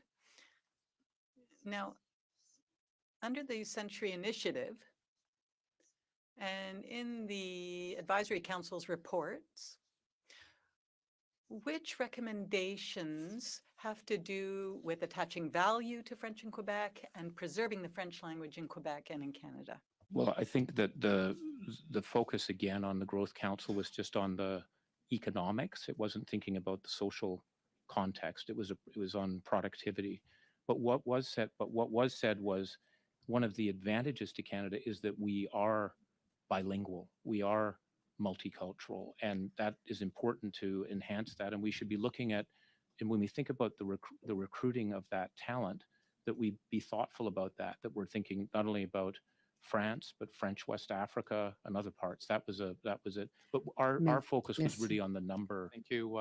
Thank you, both of you. Before Johns, I'm just going to intervene for a couple seconds because I think I know where Mr. Johns is going to go. That's fine. Mr. Barton, thank you for being with us today. I just have a couple of questions. I'll use Chair's prerogative. I wanted to follow up. I'm going to assume that you were not threatening Mr. Genos, a member of Parliament. It sounded you were going down that step. I just want to be very clear that was not your intent. There was a question that was asked a couple times I didn't hear, but I'm wondering if you could share with us when you, I guess when you became ambassador, you sold out your shares in McKinsey. I assume that was just for a check was cut for you. It wasn't in exchange for shares of other. It was just cut and check, and you ended your relationship First, with them. forgive me. The last thing I wanted to do was threat. It was more just it's just a general commentary. To be clear for all of us. Yeah, that hurts for an institution to just throw words around like that. That's why I made that comment. On the shares, those were, those shares were sold, and that's it. There's no swapping on anything. Check was cut, and you ended your relationship. Yeah, wonderful. Thanks very much, Mr. Johns. You have 1 minute. Just to get to the bottom of this, skyrocketing outsourcing problem, I think we need to include the whole $100 million plus outsourcing club and $500 million outsourcing club. So I move that the committee expand its study of federal government consulting contracts awarded to McKinsey and Company to include government consulting contracts awarded to Deloitte, PricewaterhouseCoopers, Accenture, KPMG, and Ernst & Young by the Government of Canada or any other Crown Corporation since January 1st, 2011, examining their effectiveness, management, and operation, including the value and service received by the government, and that A, the committee hold additional meetings to receive witness testimony from those senior executives in Canada at Deloitte, PricewaterhouseCoopers, Accenture, KPMG, and Ernst & Young, and any other witnesses the committee decides be invited, and that the parties shall each provide to the clerk of the committee by 3 p.m. Eastern on Tuesday, February 7th, 2023, their preliminary lists of additional witnesses who the chair shall schedule in a manner that is fair to all parties. And B, the committee expand the orders to send for documents as stipulated in paragraphs C and D of the motion adopted on January 18th, 2023 to include Deloitte, PricewaterhouseCoopers, Accenture, KPMG, and Ernst & Young, and that this order follow the same deadlines and conditions that were detailed in the motion adopted January 18th, 2023, with the reference date for the deadlines beginning on the day which this motion is adopted. Thank you, Mr. Johns. The motion is in order. Debate? I'm going to suggest perhaps that we continue this on Monday at our committee, and that we, if there's no objections, we will adjourn for now. Are you comfortable with that, Mr. Johns? I am, because I want it to pass. Thank you. And the rest? Minister Jasek is testifying on Monday. Could It we will not be during her period. That's what I was just wondering. Yeah. Would she be able to go first and then discuss this Oh, after it'll- her test? Okay, thank you. I'm pretty sure Mr. Johns would do that. Thank you, colleagues. Appreciate it. We are adjourned.